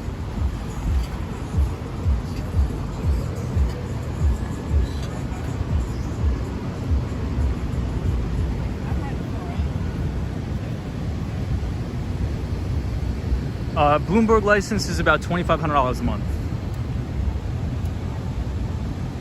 But if you go to the library, you can use them for free. You really don't need Bloomberg. I mean, really the only time I use Bloomberg is just to look up people's information.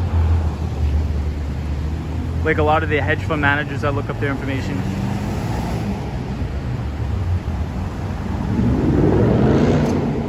Gary Stewart says Canada gets high. Troy 1995 says, how can you get it for free? You could probably get it for free by just working at one of the investment banks. You'll get a license.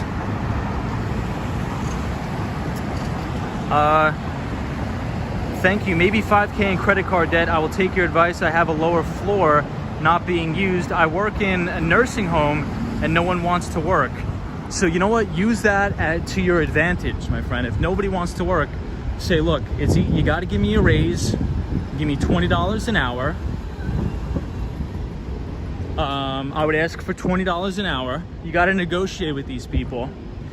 And what I would do is, you know, maybe spend $100 or $200 at Home Depot to build a wall in your house and rent out one side. Oh no, we got Jay-Z and New York music. Demonetized, guys, demonetized. Yeah, so I would rent it out for income. Because depending on where you're located, you could probably rent that out for maybe $900. And now you're talking. Hey, Australia John, that's so nice of you. Thank you so much. Says, hi Tom, New York City is coming back to 2019 levels. Love the stream. I think it is. I think New York City is coming back. Don't count New York City out, but I appreciate the support. Thank you for the $10 super chat.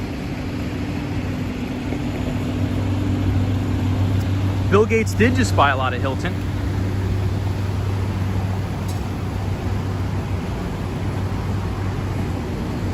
That is true. So we're actually passing Charles Schwab's New York City headquarters. It's right here. This is the main Charles Schwab building.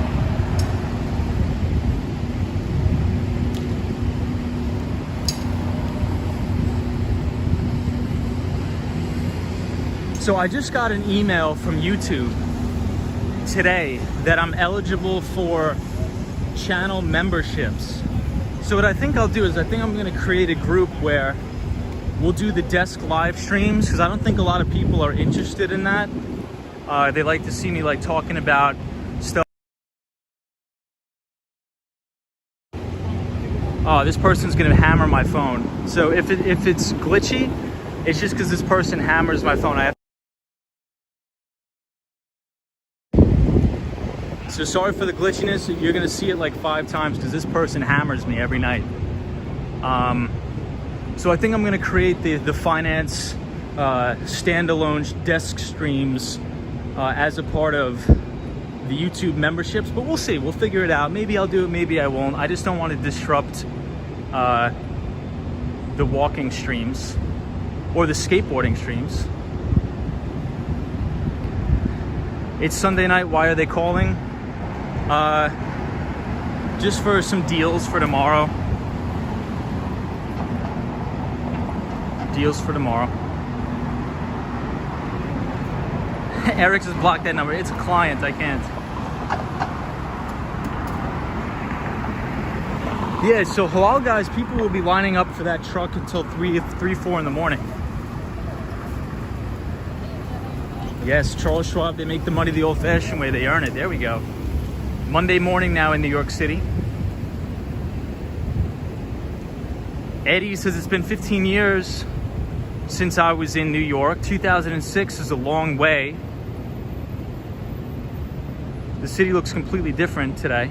Yeah, the city's beautiful today. Could somebody give me a time check in the comments? Because I may have to go. I may have to cut the stream short. Fred says, great video, man. I appreciate it. Thank you so much. Check out this thing. This thing is cool.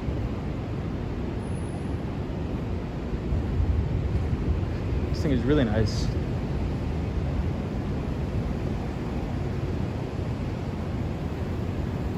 Okay, it's 12:30. Okay, so 15 more minutes, guys, and then we're gonna call it a night. I do have to go. I gotta wake up early. But I appreciate everybody joining the live stream. And if you're new here, welcome to the channel. And consider subscribing if you like these finance talks as we walk around the city, as well as skateboard around the city. T says, what time you gotta wake up? I do have to wake up probably about 7:30 in the morning, and I gotta jump on my first conference call at 8:30. So just as a recap, the topic for today's stream was finding these specific stocks that the most institutions are buying. So the top performing institutions, mutual funds on Wall Street, what are they buying? And you could figure that out by picking up the newspaper and going to page A14. And it's called the IBD Special Report, New Buys of Top Performing Stock Funds over the past 36 months. And it'll actually tell you the dollar amount, the ticker symbol, and why they are purchasing. So definitely check that out. You could probably go to your local 7-Eleven and get that for free. And if you want to learn more and you're just joining, just watch the replay of the stream. You'll be able to see it.